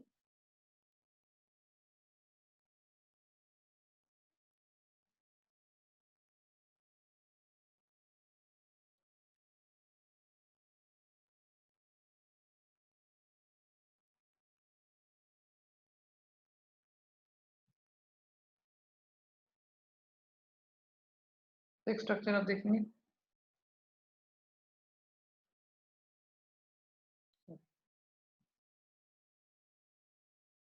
और टॉटोमेरिज्म किस कीटोन में होगी? जिसके अंदर अल्फा एक्स देखने को मिले। सीधी सी बात है कि जिसके अंदर अल्फा एक्स देखने को मिलेगा वही कीटोन में टॉटोमेरिज्म होगी। ठीक है ना, तो बस देखो, अब ध्यान से देखना है, बहुत ही सिंपल हिसाब है। ये कीटो ग्रुप है, इसके बराबर में अल्फा कार्बन है, अल्फा कार्बन है और उस पर एच भी है, तो इसमें 6 अल्फा एच है। तो इसका इनोलाइजेशन होगा, ये अपने इनोल में कन्वर्ट हो सकता है, और जो इनोल में कन्वर्ट हो सकता है वो ऑक्सीडाइज भी आराम से हो सकता है, तो ये हो जाएगा। ये सीओ ग्रुप है, उसके बराबर में ये कार्बन है, उसके बराबर में ये कार्बन है, बट दोनों ही कार्बन sp2 हाइब्रिडाइज्ड है, तो sp2 hybridise carbon alpha carbon नहीं होता। तो भाई इसमें कोई अल्फा कार्बन नहीं है, कोई अल्फा एच नहीं है, तो ये इजीली ऑक्सीडाइजेबल नहीं है। ठीक है ना, इसकी बात करते हैं, सीओ की बात करते हैं। इधर क्या है, इधर अल्फा कार्बन है, इधर भी अल्फा कार्बन है, बट ये अल्फा कार्बन sp2 है तो उसको अल्फा मानेंगे नहीं। ये कार्बन sp3 है, 4 सिग्मा बॉन्ड बना रहा है, sp3 हाइब्रिडाइज्ड है। ठीक है, अगर हाइब्रिडाइजेशन किसी को निकालनी नहीं आती तो I have a separate video on hybridization, I will send you that. तो वी हैव गॉट दिस। और अब आप देखो, तो ये है तो अल्फा, क्योंकि sp3 तो है नो डाउट, बट इस पे कोई H तो कनेक्टेड ही नहीं है डायरेक्टली, तो इसमें 0 अल्फा H। और जिसमें 0 अल्फा H वो इनोलाइजेबल नहीं होगा, उसका इनोलाइजेशन नहीं हो सकता, और जिसका इनोलाइजेशन नहीं हो सकता उसका ऑक्सीडाइजेशन भी ऑक्सीडेशन नहीं हो सकता। You understand that I am saying? तो ये हमारा नहीं शो करेगा, ये भी शो नहीं करेगा। इसकी बात करो CO ग्रुप, ये अल्फा, ये अल्फा, और आप इनको खोल के देखोगे तो ये sp3 ही निकलेंगे, क्योंकि ये सिंगल बॉन्ड ही बना रहे हैं हर जगह, और ये इसमें दो H, तो इसमें 5 अल्फा हाइड्रोजन। और 5 अल्फा हाइड्रोजन होने का मतलब क्या है? 5 अल्फा हाइड्रोजन का मतलब कि ये इनोलाइजेशन हो सकती है, जिसमें इनोलाइजेशन हो सकती है, ओके, जिसमें इनोलाइजेशन हो सकती है वो ऑक्सीडाइजेबल भी है, वो ऑक्सीडाइजेबल भी है। You understand? ओके, ये इसकी बात करो, तो ये फोर्थ है, फोर्थ हो जाएगा, ऑक्सीडाइजेबल है, इजीली ऑक्सीडाइजेबल है किसी भी ऑक्सीडाइजिंग एजेंट से। CO, तो ये अल्फा एच है, और दिख रहे हैं मुझे इसमें दो अल्फा एच दिख रहे हैं, तो ये भी इनोलाइजेबल है। इधर वाला मैं नहीं लूंगी, क्योंकि आपको पता है, ये बार बार बोल रही हूँ मैं, sp2 है, बेंजीन का जो कार्बन है वो सारे sp2 होते हैं, तो इनोलाइजेबल है, इनोलाइजेबल है तो ऑक्सीडाइजेबल भी है, इजीली ऑक्सीडाइजेबल है, तो फिफ्थ भी हो जाएगा।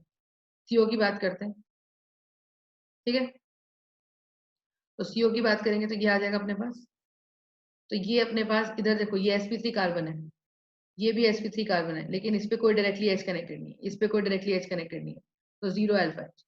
0 अल्फा H तो मतलब उसको तोड़ना मुश्किल है, तो ये इनोलाइजेबल नहीं है, इनोलाइजेबल नहीं है तो ऑक्सीडाइजेबल भी नहीं है, सिंपल सा हिसाब है, तो ये नहीं। तो हमारे पास आंसर क्या आ गया? 1, 4 एंड 5। तो इसमें 3 कीटोन्स मेरे इजीली ऑक्सीडाइजेबल निकले हैं, तो 3 कीटोन्स इजीली ऑक्सीडाइजेबल हैं। और तो अगर आपसे बोला जाए कि मार्क करो, तो 6 ऑप्शन में से आपको बोला जाए 1 2 3 मार्क करो कि कौन से करेक्ट है, तो 1 4 एंड 5 मार्क कर दो।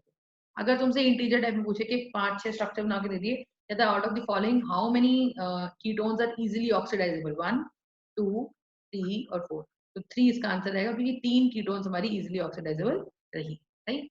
तो ये बहुत ही इंपॉर्टेंट क्वेश्चन हमारा इसके अंदर रहा है। आई होप ये क्वेश्चंस आपको समझ में आए हो, right, and all of these questions have been asked in the exam. So I hope with all these questions that I've been doing, I am able to make the concept of tautomerism clear. और बाकी अब हम next video में अब हम एक पूरी worksheet solve करने वाले हैं, जिसके हम सोल्यूशंस देखते हैं, ठीक है जी। चलो इसको सॉल्व करते हैं। That's it for today, thank you so much, and मिलते हैं नए लेक्चर के साथ, नए क्वेश्चंस के साथ, और बहुत ही अच्छे क्वेश्चन साथ। तो शेयर करो, चैनल को पूरा देखो, वीडियोस पूरी देखो, और पूरा फायदा उठाओ, ठीक है ना। चलो, thank you so much, bye bye.